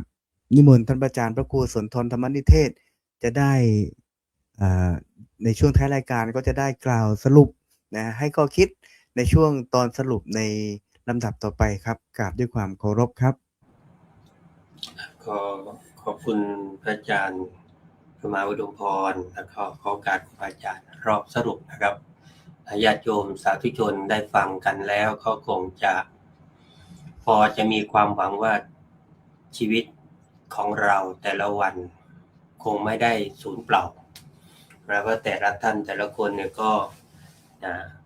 มีความตั้งใจที่จะใช้ชีวิตให้มีค่าเพื่อที่จะได้ให้เวลาที่เราเหลืออยู่นั้นเป็นความภาคภูมิใจเมื่อกี้อาตมาก็พูดไปในลักษณะที่ว่าอยู่อย่างไรให้เขารักจากอย่างไรให้เขาอะไรตายไปอย่างไรให้เขาคิดถึงไม่ใช่เพราะว่าเรารวยมากมีอำนาจเรียกว่าสูงส่งมีชื่อเสียงดังกระชอนแต่เพราะตอนที่เรามีชีวิตอยู่เนี่ยเราทำให้เขารู้สึกมีความสุขได้คนที่โลกคิดถึงหลังจากที่จากไปมักจะเป็นคนที่ให้มากกว่าเอาบางคนนี่ชีวิตจากไปโดยที่ทรัพย์สินเหลือไว้มากมายแต่ไม่มีใครได้กล่าวถึงมีแต่คนแย่งชิงกันเอาทรัพย์สมบัติที่ตนทิ้งไว้บางตระกูลเนี่ยเคยเห็นข่าวว่าจะต้องมีการฟ้องร้องกันระหว่างพี่น้องหรือว่าลูกเพื่อที่จะขอรับมรดกหรือการแย่งมรดกกันเพราะมีความรู้สึกว่าตัวเองยังไม่ได้รับความยุติธรรมคนที่จากไปไม่สามารถจะตัดสินใจอะไรได้แล้วนั้นอยู่ให้เขารักก็เป็นความรักที่แท้จริงไม่ได้เกิดจากการพยายามให้คนเขาชอบนะแต่เกิดจากความจริงใจคนที่ใครรักก็มักจะมีเรื่องของอัธยาศัยที่ดีมีความเมตตามีการช่วยเหลือผู้อื่นมีน้ำจิตน้ำใจไม่เอาเปรียบใคร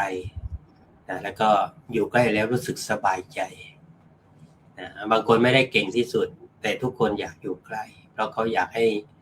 โลกนั้นรู้สึกมีความอบอุ่นส่วนการที่จะจากให้คนเขาอะไรเนี่ยในวันจากลาเนี่ยไม่มีใครร้องไห้เพราะเขาเคยรู้สึกว่าเป็นคนที่เขารู้สึกว่าดีกับเรามาก็คนที่อะไรคือคนที่เคยสร้างคุณค่าไว้ในหัวใจผู้อื่นถ้าเขาจะร้องไห้บ้างก็ร้องเพราะความเสียดายว่าคนดีต้องจากไปนะแต่สำหรับบางคนนั้นก็ร้องไห้ว่ากลัวจากไปแล้วยมบาลไม่เอาเดี๋ยวจะกลับมาใหม่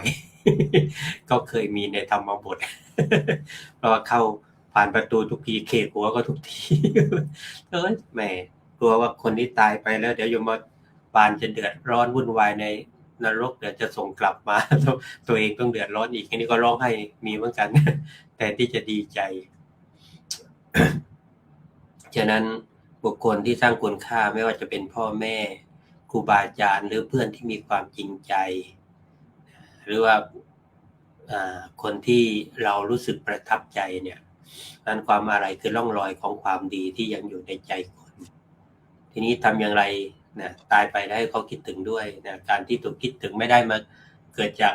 มีชื่อเสียงโด่งดังนะอย่างที่กล่าวจะเกิดจากเราเคยทำให้เขารู้สึกดีขึ้นทางจิตใจหรือว่าบางทีคุณภาพชีวิตเขาดีด้วยนะครอบครัวเขามีความสุขด้วยแม้จากไปแล้วคำพูดของเราอาจจะยังเป็นกำลังใจให้เขานะเหมือนที่พระอาจารย์พูดเมื่อกี้ว่านะเขาแค่กับพริบตาก็สามารถสร้างแรงบันดาลใจให้คนที่อยู่ข้างหลังนะแม้เขาจะจากไปแล้วก็นะก็ยังมีคนเล่าถึงความดีของเขาความเมตตาของเราก็ยังถูกเล่าต่อได้ความดีของเราก็อาจจะเป็นแรงบันดาลใจคนอื่นต่อไปได้แต่ว่าบางคนตายไปนานแล้วพวกคน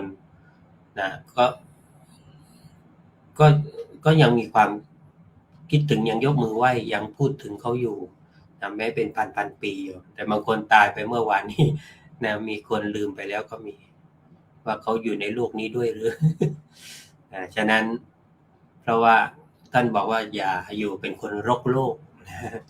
อยู่ในโลกให้โลกได้อาศัยอย่าถามว่าเราเกิดมา เราได้อะไรแต่เราเกิดมาแล้วเราได้อะไรได้ให้อะไรแก่โลกบ้างนะเพื่อที่จะได้ให้ชีวิตของเรานะมีความรู้สึกว่า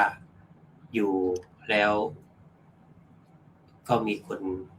รักจากคนมีคนอะไรตายไปคนก็คิดถึงนั้นก็เป็นเรื่องที่เหมือนต้นไม้ที่ให้ร่มเงาโยมนะแม้ว่าหนึ่งล้มไปก็ยังเป็นประโยชน์อีกนะเอาไปทำบ้านทำอะไรแต่ฝาบ้านอะไรได้อยู่แต่คนเราเนี่ยมันมีไว้แต่ความทรงจำดีๆหัวควายตายแล้วหรือเขาหนังช้างตายอย่างเหลืออาเป็นศักดิ์ศรีคนเราตายเหลือไว้แต่ชั่วดีบรรดามีประดับไว้ในโลกาวันนี้มีคำว่าตายเยอะไม่รู้ว่าจะมีปัญหาเปล่าจะตุยมันก็ไม่สัมผัสกันอีก เมื่อเรายังอยากอยู่คนก็ยังอยากเข้าใกล้เมื่อเราจากไปคนก็ยังพูดถึงด้วยรอยยิ้มและน้ำตานะก็คือทั้งดีใจแล้วก็เสียใจนะเขาว่าเสียดายแต่เรานี่ไม่เสียดายแล้วที่ชีวิตได้ทำความดีไว้นะแต่ให้คนข้างหลังเสียดายเรานะว่าไม่น่าจะรีบจากไปฉะนั้นก็เป็นเรื่องที่ให้กำลังใจทุกท่านนะว่าชีวิตของแต่ละคนไม่ว่าที่จะผ่านมาเป็นเช่นไรแต่ปัจจุบันเราทำอะไรจะเป็นผลต่อไปในอนาคตของเราด้วยนะก็ขอเป็นกำลังใจทุกท่านได้มีความสุขกับปัจจุบันและทำหน้าที่ของตนให้ดีที่สุดจนวันหนึ่งเมื่อเราหลับตาลาโลกพยายามเลี่ยงนะครับหลับตาลาโลกนี้แล้วก็ไม่ลืมตาขึ้นมาอีกนะก็เรียกว่ามีรอยยิ้มนะหลายครั้งที่เวลาจะขึ้นนำคนที่เสียชีวิตไปแล้วขึ้นไปบนเมนเนี่ยก็เปิดฝาขึ้นมาเขาบอกว่าโอ้แกนอนยิ้มนะหน้าตายังอิ่มเอิบเบิกบานแสดงว่าคนมีบุญยังไม่ยอมไปอย่างอิ่มเอิบและเบิกบานแต่บางคนนี่บอกอย่าเปิดเลย อย่าดูเลย ไม่อยากดูนะเพราะสภาพที่เห็นอาจจะคนที่เห็นมาก่อนหน้านี้รับไม่ได้นะยังมีห่วงอะไรไม่ยอมหลับตาฉะนั้นชีวิตเกิดมาก็อยู่ที่ว่าเราได้ทำอะไรที่เป็นคุณงามความดีให้รู้สึกที่คนข้างหลังเสียดายนั่นแหละเป็นชีวิตที่มีคุณค่าแต่เราจากไปอยากไม่เสียดายอีกต่อไปเพราะทำดีไว้ให้ตัวเองรู้สึกว่าภาคภูมิใจแล้วครับผมสาธุกราบขอบพระคุณท่านพระอาจารย์พระครูสุนทรธรรมนิเทศด้วยความเคารพครับกราบนิมนต์ท่านพระอาจารย์พระมหาปุญญพัฒน์ประภัสรวรรณโนในรอบสรุปรอบท้ายรายการครับกราบนิมนต์ครับขอโอกาสในรอบสรุปนะครับสรุปก็จะต้องเป็นกลอนแล้วแหละคุณโยมวันนี้แต่งกลอนมาฝากกลอนบอกว่าลมหายใจให้ชีวิตใช้ความคิดให้ถูกต้องลงมือทำถูกคันลองวินัยคล้องกับหลักธรรมมีสติดำริดีวาจานี้เกิดคุณล้ำเรียนรู้ธรรมเผยแผ่ธรรมทุกเช้าค่ำสร้างสรรค์ดีหมายความว่าอย่างไรหมายความว่าเมื่อเรามีลมหายใจอยู่คุณค่าของชีวิตอยู่ที่ลมหายใจที่ใช้ไปเกิดประโยชน์อาตมาจึงมีคำว่าลมหายใจคืออัญมณีของชีวิตมันมีคุณค่ามากมันเป็นเหมือนอัญมณีของชีวิตเราเลยเราจะต้องใช้ลมหายใจของเราไปสร้างสิ่งที่เป็นประโยชน์มันจะต้องสร้างสรรค์เท่านั้นเพราะสร้างสรรค์แล้วมันจะทำประโยชน์ได้แต่ถ้าลมหายใจที่ใช้ในทำความชั่วมันไม่สร้างสรรค์สิมันจะนำความทุกข์มาให้ถ้าเราไปทำความชั่วฉะนั้นต้องใช้ลมหายใจที่มีสร้างสรรค์สิ่งที่ดีให้เกิดขึ้นกับตนใช้ความคิดให้ถูกต้องเพราะการกระทำและคำพูดเกิดจากความคิดของเราฉะนั้นต้องมีความคิดที่ดีให้ได้เราจะทำยังไงเมื่อเราเจอสถานการณ์ที่คับขันเป็นทุกข์ลำบากท้อแท้เราจะเปลี่ยนมุมมองชีวิตให้มองเห็นสิ่งที่ดี2 คนยนต์ต่างช่องอีกคนมองเห็นโคนตมอีกคนตาแหลมคมเห็นดวงดาวอยู่พราวพรายเราจะทำยังไงว่า จะเปลี่ยนชีวิตตัวเองจากมองโคนตมให้ไปมองดวงดาว เนี่ยมันอยู่ที่ความคิดของเรา ความคิดลิขิตความสุขต้องใช้ความคิดลิขิตความสุขให้เรา ลงมือทำถูกคันลองเมื่อเราคิดดีแล้วเราจะทำดีใช่ไหมคิดดีก็ต้องทำดีทำให้ถูกดีด้วย ถ้าทำไม่ถูกดีดีก็ไม่เกิดฉะนั้นต้องทำดีถูกดี ถึงดีก็จะได้ดี วินัยคล้องกับหลักธรรมมนุษย์เราจะอยู่ร่วมกันต้องมีทั้งระเบียบวินัย ระเบียบวินัยก็คือศีลมีธรรมก็คือมีกัลยาณธรรมก็คือความดีงาม เช่นความเมตตากรุณาความซื่อสัตย์สุจริตเป็นต้นวินัยจะต้องคู่กับธรรมะศีลก็คู่ธรรมใช่ไหมมันจะทำให้ชีวิตเราเจริญแต่ถ้าเรามีแต่ระเบียบแต่ไม่มีธรรมะเอามาใช้จะตรงเกินไปน้ำใสจะไร้ปลาใสเกินไปจะไร้ปลาอยู่ตรงเกินไปก็ไม่มีใครครบฉะนั้นก็ต้องมีธรรมะเข้ามาควบคู่มีสติดำริดีแน่นอนว่าสติเป็นกุศลจะคอยตัดอกุศลไปให้เราถ้าเราไม่มีสติอกุศลเกิดทันทีฉะนั้นสติจึงเป็นอุปกรณ์กำจัดความชั่วให้กับเราหรือแม้แต่อารมณ์ต่างๆที่มากระทบเราถ้าเราขาดสติรู้ทันอารมณ์นั้นๆก็จะเป็นอารมณ์พิษที่ทำลายชีวิตเราแน่นอนเช่นความโกรธเป็นต้นถ้าเราไม่รู้ทันจะทำลายชีวิตของเราให้อับปางเลยเหมือนเรือล่มวาจานี้เกิดคุณล้ำแน่นอนว่าคำพูดสำคัญมากพูดให้ตายก็ตายทั้งเป็นพูดให้ดีก็เปลี่ยนชีวิตได้ฉะนั้นคำพูดจึงเป็นสิ่งที่สำคัญกับชีวิตเราจะพูดอะไรก็ต้องใช้ปิยวาจาจึงจะเป็นวาจาที่งดงามเป็นวาจาที่เป็นดอกไม้ไม่ใช่เป็นหอกนะแต่เปลี่ยนหอกเป็นดอกไม้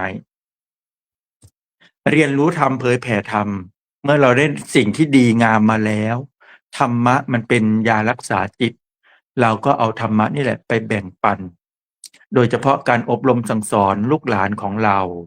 ให้เป็นคนดีให้เป็นผลผลิตที่ดีให้กับสังคมสังคมเราจะได้น่าอยู่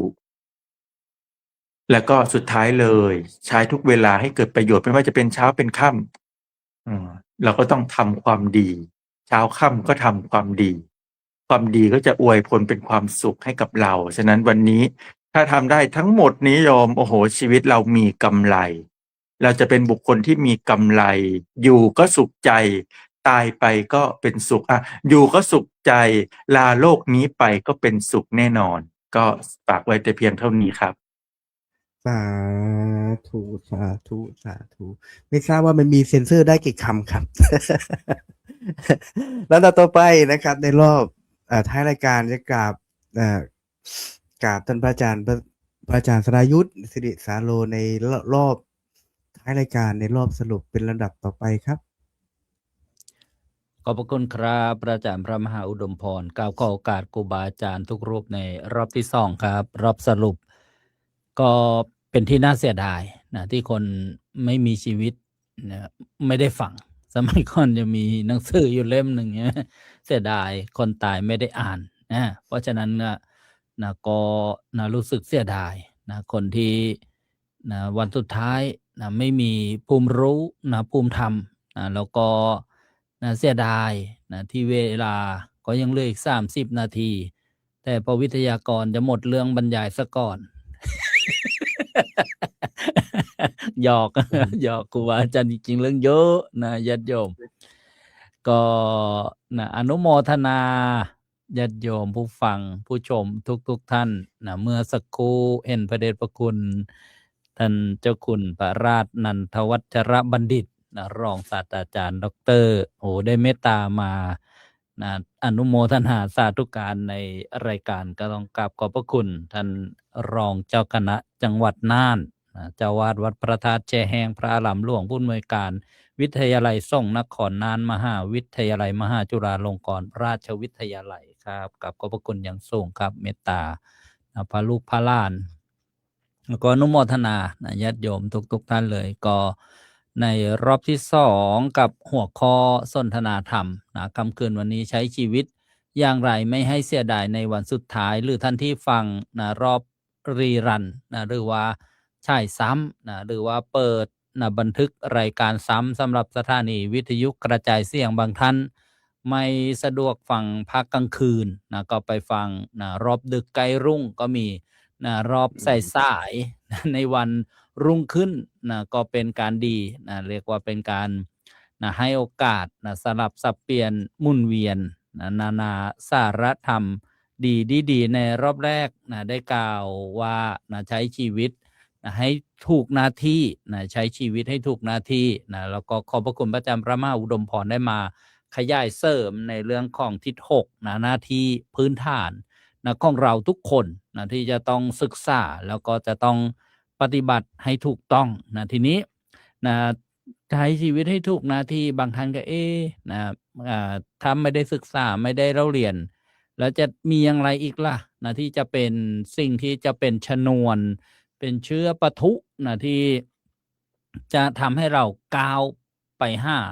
ศึกษาเรียนรู้ว่านะฉันมีหน้าที่อะไรบ้างเนี่ยนะญาติโยมก็พิจารณาในเรื่องหัวข้อในรอบที่2เนี่ยว่าพิจารณาตัวเองบ่อยๆนะพิจารณาตัวเองบ่อยๆเนี่ยก็เป็นอีกนะอุบายวิธีหนึ่งนะที่จะทำให้เราใช้ชีวิตเนี่ยจะได้ไม่ต้องมานะเสียดายนะในวันสุดท้ายนะไม่รู้ว่าจะท้ายแบบไหนนะสุดท้ายนะวันสุดท้ายนะวันสุดท้ายนี่ก็สำคัญเรานะสมัครเรียนเขาก็จะมีกำหนด กำหนดระยะเวลานะวันนั้นถึงวันนี้นะวันสุดท้าย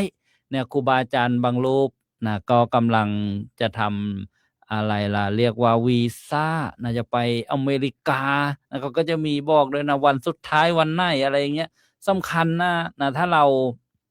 ไม่ศึกษานะกำหนดนะเขามีกำหนดเมื่อไหร่ถึงเมื่อไหร่นะบางคนเนี่ยใช้โซเชียลมีเดียโอ้ยเห็นเรื่องนี้น่าสนใจแชร์พรวดนะก็บอกมันหมดกำหนดไปตั้งนานแล้ว บางคนแชร์พรวดก็บอกโอ้ยข่าวเก่า มันเรื่องมันตั้งหลายปีมาแล้ววนมาอีกแล้วเรื่องนี้ยังไม่จบอีกเลยมาอีกแล้วเนี่ยเพราะฉะนั้นต้องพิจารณานะพิจารณาบ่อยๆนะถ้าเป็นศัพท์ธรรมะเนี่ยก็จะมีคำว่าโยนิโสมนสิการนี่ก็ได้นะหรือนะทำไว้ในใจนะโดยแยบขายนะโดยแยบขายจะแยบขายยังไงทำไว้ในใจยังไงนี่แหละญาติโยมพิจารณานะหรือบางคนจะยังไงล่ะทำไมต้องเอาเรื่องพิจารณาตัวเองบ่อยๆใช้ชีวิตยังไงจะไม่ให้เสียดายนะบางคนบอกว่ายุ่งเรื่องชาวบ้านให้น้อยๆนะหรือไม่ยุ่งเลยอย่าทำตัวเป็นปลาข้างบ้านนะเพราะฉะนั้นเนี่ยมาสนใจตัวเราเองนะมาสนใจตัวเราเองว่าในบ้านเราเรียบร้อยหรือยังบางคนเนี่ยมองข้างนอกมองออกไปดังไฟฉายไม่มองกายวจีจิตคิดให้เห็นเรื่องคนอื่นเที่ยวสอดส่องจับผิดเรียกว่าทุกเช้าเย็นเที่ยววิ่งเต้นจับผิดเข้าเมาร้ำไป เรื่องของเราเนี่ยลืมนึกตรึกไม่เป็นเลยวิ่งเต้นจับผิดเข้าเมาร้ำไปมองออกไปแต่ข้างนอกเหมือนไฟฉายไม่มามองตัวเราเพราะฉะนั้นอุบายวิธีที่จะใช้ชีวิตไม่ให้เสียดายในวันสุดท้ายเนี่ยก็พิจารณาตัวเองบ่อยๆพิจารณาอะไรล่ะพิจารณาวัยไม่ถึงหนุ่มสาวหรือว่าอายุอย่างเงี้ยหน้าที่การงานสิ่งที่เราหวังไว้ตอนเด็กตอนนี้เปลี่ยนแปลงไปไหมได้มาพอหรือยังหรือเราเรียนพุทธประวัติศึกษาพุทธประวัติเนี่ยที่เจ้าชายสิทธัตถะประพาสอุทยานเสด็จออกจากพระราชวังกรุงกบิลพัสเนี่ยซึ่งพระราชวังนี้ยังอยู่จริงๆนะญาติโยมยังมีเป็นมรดกโลกเป็นโบราณสถานไม่ใช่ว่าเป็นเรื่องปรำปราหรือว่านักปราชญ์บัณฑิตที่ฉลาดอยากให้คนมีศีลธรรมได้ประพันธ์ในเรื่องของพระพุทธศาสนามีเจ้าชายสิทธัตถะไม่ใช่มีอยู่จริง นะแล้วก็ได้ไปเห็นนะไปดูนะไปทัศนามาจริงๆด้วยนะญาติโยมนะเจ้าชายสิทธัตถะท่านออกประพาสพระราชอุทยานใช่ไหมก็ไปเห็นคนแก่นะท่านก็พิจารณานะทีแรกท่านไม่รู้นะเพราะว่าพระบิดาเนี่ยนะสั่งห้ามนะไม่ให้เจ้าชายนะเห็นนะเพราะว่าตอนวัยเยาว์เนี่ยโหนทำนายไว้นะว่าจะออกบวชนะถ้าก็จะได้เป็น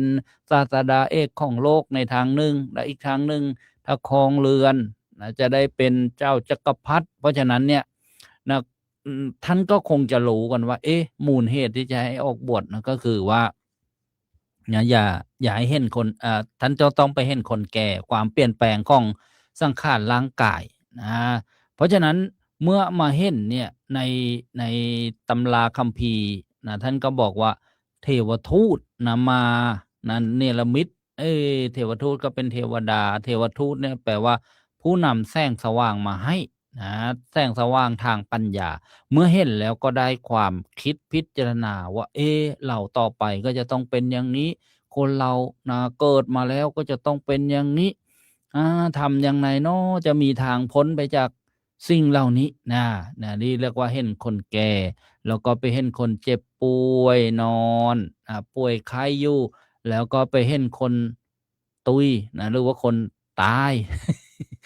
กลัวโซเชียลจะปิดเสียงนะพระครูเกษมบอกแม่มันเข็ดแค้วนะตายก็ตายไปเลยอะไรพูด เอาละญาติโยมแล้วก็ไปเห็นนะสมณะนะเห็นผู้ที่ออกบวชก็คือมีผู้ที่สงสัยนะก่อนเจ้าชายสิทธัตถะออกบวชก็มีนักบวชนะว่าชีวิตเนี่ยคืออะไรนะเกิดมาแล้วนะจะเอาอะไรไปได้บ้างนะเพราะว่าเห็นความเปลี่ยนแปลงนะก็เลยเป็นมูลเหตุนะที่ทำให้เจ้าชายสิทธัตถะเนี่ยออกบวชท่านพิจารณานะตัวพระองค์เองด้วยนะว่าจะต้องเป็นอย่างนี้แล้วก็พิจารณาถึงสรรพสัตว์ทั้งหลายนะที่เวียนกันอยู่อย่างเงี้ยนะเพราะฉะนั้นเนี่ยจึงคิดว่ามันน่าจะมีหนทางนะมีแก่ก็น่าจะมีไม่แก่นะมีเจ็บน่าจะมีไม่เจ็บมีตายพัดภาคเนี่ยน่าจะมีนะไม่ตายนะอะไรคือหนทางพระองค์ทรงพอใจนะสมณะนะหรือว่านักบวชที่ออกแสวงหาพระองค์ก็เลยนะได้ออกบวชนี่เรียกว่าการใช้ชีวิตแบบมีการพินิจพิจารณาไข้ครวญนะทุกเช้าค่ำวันคืนเนี่ยญาติโยมก่อนหลับก่อนนอนเราพิจารณาตัวเรานะเราติตัวเราได้ไหมนะพระเนี่ยจะมีบทพระธรรมคำสอนอยู่นะบทหนึ่งว่าตัวเราเองติเตียนตัวเราเองโดยศีลได้หรือไม่นะหรือ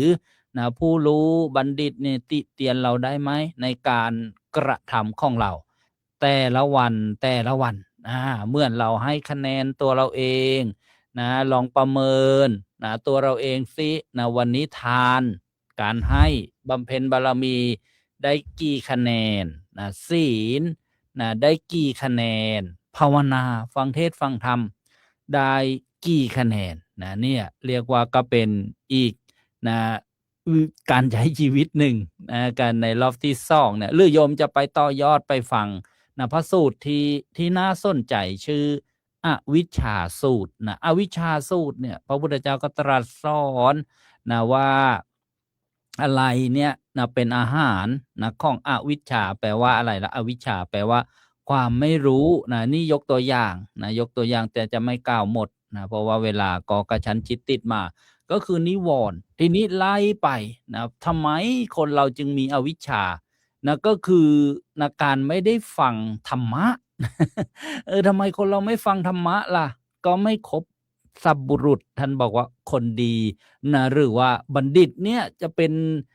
นอะไรล่ะเป็นลูกโซ่นะเป็นเหตุเป็นปัจจัยเพราะฉะนั้นญาติโยมนะเมื่อเราได้มาฟังธรรมะมาครบสัพบุรุษนะหรือมาเสพครบรายการนาสาระธรรมดีเนี่ยโยมนะในหลักพระสูตรที่กล่าวมาเนี่ยก็จะทำให้เราได้ฟังพระสัทธรรมได้ฟังธรรมะนะเมื่อฟังธรรมะแล้วก็จะมีศรัทธาเมื่อมีศรัทธาแล้วเนี่ยก็จะมีการทำไว้ในใจโดยแยบขายหรือที่อาตมาได้กล่าวว่า นะเป็นการพิจารณาโดยแยบคายบ่อยๆเนี่ยต่อจากนั้นก็จะทำให้มีสติสัมปชัญญะมีการสำรวมอินทรีย์มีการทำให้สุจริตนะด้วยกายวาจาใจนะก็เจริญธรรมะขึ้นไปจนนู่นแหละญาติโยมถึงวิมุตติหลุดพ้นเรียกว่าถึงมรรคผลนะพระนิพพานนะนี่เรียกว่าการได้เข้ามาสดับรับฟังเนี่ยมีอานิสงส์นะมีประโยชน์นะญาติโยมในหัวข้อใช้ชีวิตนะอย่างไรนะไม่ให้เสียดายในวันสุดท้ายนะแต่ว่ามาฟังเรื่องนี้โยมก็จะไปนอนร้องไห้หูฉันเสียดายวันก่อนๆเหลือเกินมาเจอรายการนี้ช้าไปอะไรอย่างเงี้ยนะเหมือนโกบีมานอนกระพริบตาปิ๊บปิ๊บปิ๊บปิ๊บอะไรที่ พี่เสื้อกับอะไรนะในท้องเรื่องอะไร ชุดประดาน้ำ ชุดประดาน้ำอะไรไม่ใช่ ผีเสื้อ จะมาเศร้าหมองที่แล้วก็แล้วไปมันกลับไปทำอะไรไม่ได้แล้วแต่เราก็ภูมิใจนะว่าเรายังได้ทำดีทันทำบุญทำกุศลทันนะเรายังได้มีนะโอกาสนะมาฟังธรรมะนะฟังธรรมะนี่ก็เป็นบุญนะหนึ่งใน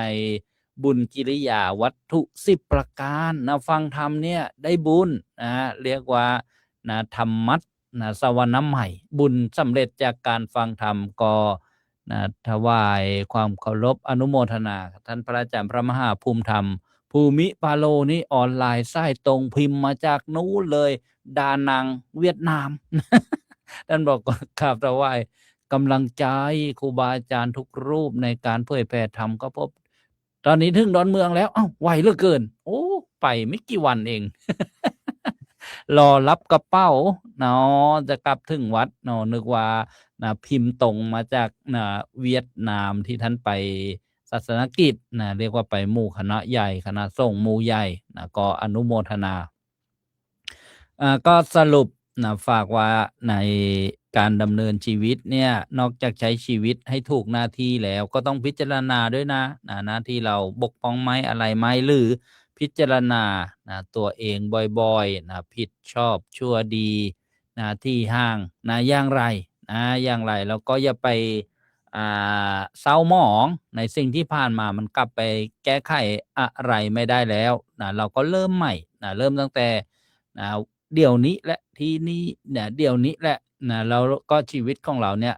ก็จะสดใสขึ้นมานะสดใสขึ้นมาท่านมีบทกรอีกนะบทกรหนึ่งว่านะผิดพลาดบกพร่องนะอย่ามองเศร้าก็ใครเล่าในเลยไม่เคยผิดแม้แต่ดวงจันทราและอาทิตย์ยังมืดมิดไปบ้างเป็นครั้งคราวนะเรียกว่าเราก็คิดอย่างนี้เราจะได้ให้อภัยนะซึ่งกันและกันได้ในความผิดพลาดบกพร่องนะในความไม่รู้นะต่างๆแล้วชีวิตเราเนี่ยนะก็จะสุขง่ายทุกยากนะแล้วก็นะคนอื่นๆก็จะได้รับประโยชน์จากเรานะจากเราเนี่ยแหละคนอื่นไม่ดีไม่เป็นไรนะแต่เรามาชวนกันฝึกชวนกันศึกษานะพิจารณากันบ่อยๆนะเราก็จะได้มีสติบ่อยๆเหมือนท่านพระอาจารย์พระมหาปุญญภัยก็บอกว่าให้มีสติเนี่ยเมื่อเราพิจารณาเรื่องใดเรื่องหนึ่งเนี่ยระลึกนะเรื่องใดเรื่องหนึ่งมันก็เป็นการเจริญสติแล้วได้ศึกษานะในธรรมะเกี่ยวกับสติเนี่ยนะญาติโยมเมื่อสติเกิดเนี่ยสติเนี่ยเป็นธรรมฝ่ายกุศลนะอกุศลจะไม่เกิดร่วมนะแสดงว่าใครมีสติความรู้เนื้อรู้ตัวแล้วลึกขึ้นมาได้เนี่ยนะก็จะเป็นฝ่ายที่ดีแต่ฝ่ายที่ไม่ดีก็คือไปทำลายสตินะด้วยสิ่งมึนเมาต่างๆเห็นไหมเนี่ยโทษนะสติเนี่ยต้องฝึกนะไม่ใช่ว่าบังคับให้เกิดก็เกิดนะต้องฝึกนะท่านเลยเรียกว่าฝึกเจริญสตินะแต่สิ่งที่น่าเสียดายก็คือไปทำลายสตินะใช้ชีวิตนะอย่างไม่เสียดายชีวิตนะโอ้ยนะมันยาวนะญาติโยมกว่าจะได้กำเนิดเกิดมาเนี่ยอันนี้ต้องไปฟังนะเรื่องเต่านะเต่าตาบอดในทะเลนั่นนะกว่าจะได้โพน้ำนะแล้วก็ลอดบ่วงออกมาแม่นะเรียวดูเวลาแล้วโอ้โหคงจะบรรยายต่อไปไม่ได้แล้วญาติโยมเวลาก็กระชั้นชิดติดมา ก็ประชาสัมพันธ์นะรายการของเรานะจะมาพบกันอีกครั้งหนึ่งนะก็ในวันอาทิตย์นะที่10พฤษภาคมที่จะถึงนี้เวลานะพร้อมกันทั้งสถานีวิทยุกระจายเสียงแล้วก็พักออนไลน์ก็คือ 20 นาฬิกาที่ประเทศไทยบ่าย2โมงนะที่อังกฤษนะแล้วก็บ่าย3โมงที่ยุโรปยามเช้าสหรัฐอเมริกาหัวข้อนะวันอาทิตย์ที่จะได้มาสนทนากันนะแล้วก็ญาติโยมก็จะได้รับฟังกัน ซึ่งเป็นหัวข้อที่กำลังเข้ากับกระแสในปัจจุบันเลยนะญาติโยม หัวข้อว่าพระพุทธศาสนากับพระเครื่องจะอธิบายอย่างไร อันนี้ก็เรียกว่าเป็นหัวข้อกว้างๆนะไม่ได้กล่าวเรื่องว่าจะดีหรือไม่ดีอะไรยังไง แต่เป็นความรู้นะว่าเป็นมาเป็นไปอย่างไรนะครับครูบาอาจารย์ก็จะได้เตรียมนะค้นคว้านะหาความรู้นะมาร่วมกันสั่งสนทนาในรายการนานาสาระธรรมดีซึ่งวันอาทิตย์และวันจันทร์ทุกสัปดาห์เนี่ยเป็นภาคปกติจะใช้เวลาดำเนินรายการ2 ชั่วโมงนะเต็มแล้วก็จะมีครูบาอาจารย์มาไล่รูปเพราะว่าท่านก็เสร็จภารกิจศาสนกิจไล่รูปไล่ท่านด้วยกันก็เป็นบุญญาลาภของญาติโยมนะก็มาพบกันนะในวันอาทิตย์นะที่10ที่จะถึงนี้กับขอบพระคุณครูบาอาจารย์นะทุกรูปและอนุโมทนาบุญนะทุกรูปอีกครั้งหนึ่งขอบพระคุณพระอาจารย์พระมหาอุดมพรนะผู้ดำเนินรายการค่ำคืนวันนี้ครับ สาธุสาธุสาธุกราบขอบพระคุณท่านอาจารย์ตรายุทธเป็นอย่างสูงครับ เป็นไงคุณโยม หลายท่านถามว่า เอ้าท่านอาจารย์พระครูเกษมพิสุทธิ์พลไปไหนท่านไม่ได้ไปไหนครับ ท่านอยู่ที่วัด แต่ว่าท่านไม่สะดวกที่จะออกรายการ เพราะว่าท่านกำลังบูรณะหรือว่าซ่อมแซมสำนักงานหรือว่าออฟฟิศใหม่ หรือว่าห้องถ่ายทอดสัญญาณเสียงใหม่นะกำลังให้ช่างติดติดแอร์ติดกระจกติดนู่นติดนี่ แล้วก็ติดหนี้ด้วย ติดนู่นติดหนี้หมายความว่าไม่ได้ติดหนี้นะฮะติดนู่นติดหนี้หมายความว่าติดภารกิจนะฮะบางคนบอกว่าพระอาจารย์พระครูเกษมพิสุทธิ์พลติดหนี้ด้วยเหรอนะฮะติดภารกิจไม่ได้ออกอากาศในช่วงนี้ ถามว่าท่านอาจารย์พระครูสมุทรสมพรอยู่ไหน กลับมาจากสุรินทร์แล้ว แต่วันนี้ขออนุญาตนี่เห็นไหมครับกำลังให้ช่างเชื่อมกำลังนะครับห้องบันทึกรายการห้องกระจายเสียงใหม่เดี๋ยวจะทำให้ดูดีให้เป็นมืออาชีพให้เป็นระดับสากล เพราะว่ารายการของเราเนี่ยไปออกอากาศอยู่ยุโรปโน่นแล้วก็ไปทั่วประเทศเลยนะฮะตั้งไม่ว่าจะเป็นอุบลประจวบคีรีขันธ์สุพรรณกาญจนบุรีชุมพรไปเยอะๆเลยนะฮะท่านพระอาจารย์พระสรายุทธก็ได้เป็นผู้ควบคุมการออกอากาศทางสถานีวิทยุอย่าลืมนะคุณโยมวิทยุไม่ได้มีไว้กดไลค์กดแชร์แต่วิทยุมีไว้กดปุ่มฟังหมุนปุ่มฟังไปตามคลื่นต่างๆนะครับที่ได้แจ้งไว้เบื้องหน้าในเบื้องต้นแล้วแต่ว่าท่านอาจารย์พระครูสมุทรสมพรไปไหนก็นี่ก็พักผ่อนขออนุญาตพักผ่อนเพราะว่าเดินทางมันอ่อนล้ากับการเดินทางนะครับถามว่าท่านอาจารย์พระมหาภูมิธรรมอยู่ไหนกลับมาจากเวียดนามแล้วนะครับกลับมาจากเวียดนามแล้วตอนนี้น่าจะถึงดอนเมืองแล้วนะครับตอนนี้เจ้าหน้าที่ก็คงตรวจค้น ตรวจค้นอยู่ที่สนามบินนะครับแต่ว่าหลวงพี่นิวไปไหนหลวงพี่นิวยังไม่ว่างจากภารกิจนะครับว่าทำก็เลยมีแต่พวกเราทั้ง4รูปนะครับมาทำหน้าที่มาให้ข้อคิดนะครับให้ข้อคิดให้กำลังใจญาติโยมในการใช้ชีวิตในแต่ละวันเหมือนกับวันนี้ในหัวข้อใช้ชีวิตอย่างไรไม่ให้เสียดายในวันสุดท้ายก็เพราะว่าชีวิตมนุษย์นั้นมันหาความแน่นอนไม่ได้นะครับแต่สิ่งที่แน่นอนก็คือทุกชีวิตต้องมีวันสุดท้ายและสิ่งที่สำคัญที่สุดก็คืออาจจะไม่ใช่การมีชีวิตอยู่แบบยาวนานแบบที่เราต้องการได้แต่คือการใช้ชีวิตทุกวันให้มีคุณค่ามีความดีมีความเมตตาและไม่ประมาทในการดำเนินชีวิตนะครับวันนี้ก็กราบขอบพระคุณครูบาอาจารย์พระธรรมวิทยากรทุกๆรูปนะครับที่ให้โอกาสให้ข้อคิดให้ข้อธรรมให้กำลังใจแก่ญาติโยมได้นำไปใช้เป็นข้อคิดเตือนจิตสะกิดใจเล็กๆน้อยๆนะครับเปรียบเหมือนกับ หยดน้ำที่กำลังหยดลดลงบนผืนทราย หรือว่าหยดน้ำที่ลดลงให้กับต้นไม้ที่กำลังใกล้ตาย ให้ญาติโยมนำข้อคิดไปใช้ในชีวิต ปรับปรุงชีวิตนะให้มันเพื่อความพ้นทุกข์ในชาตินี้ แล้วก็มีเป็นเสบียงบุญไว้เตรียมไว้สำหรับชาติหน้าเป็นต้นไป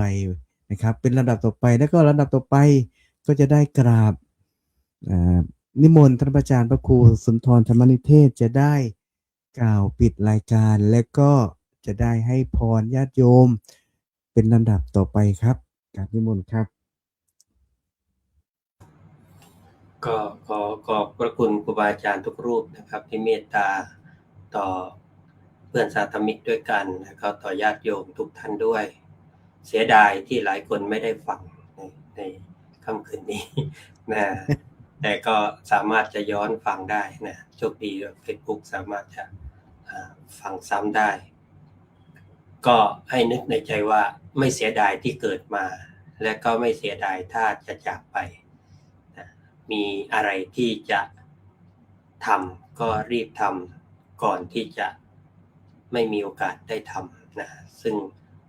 จะได้ไม่มีคำพูดที่ว่ารู้งี้ทำเสียก็ดี นะรู้งี้ทำแล้วก็เสียก็ดีแต่หลายคนที่ยังมีชีวิตอยู่ก็ยังเสียใจรู้งี้ไม่น่าทำเลย เสียดายนะไม่น่าทำเลยก็ขอให้ทุกท่านได้มีชีวิตที่มีความหวังแล้วก็ทำหน้าที่ของตนให้สมความตั้งใจและขอให้สำเร็จโดยทั่วกันทุกท่านเทินเจริญพร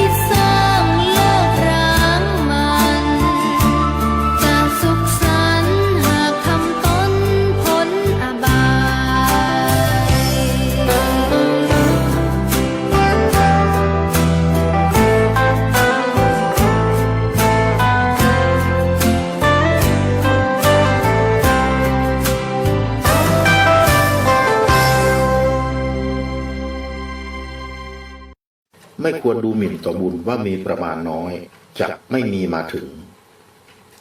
แม้หม้อน้ำย่อมเต็มไปด้วยหยาดน้ำที่ตกลงมาฉันใด ผู้มีปัญญาสั่งสมบุญแม้ทีละน้อยทีละน้อยย่อมเต็มไปด้วยบุญฉันนั้น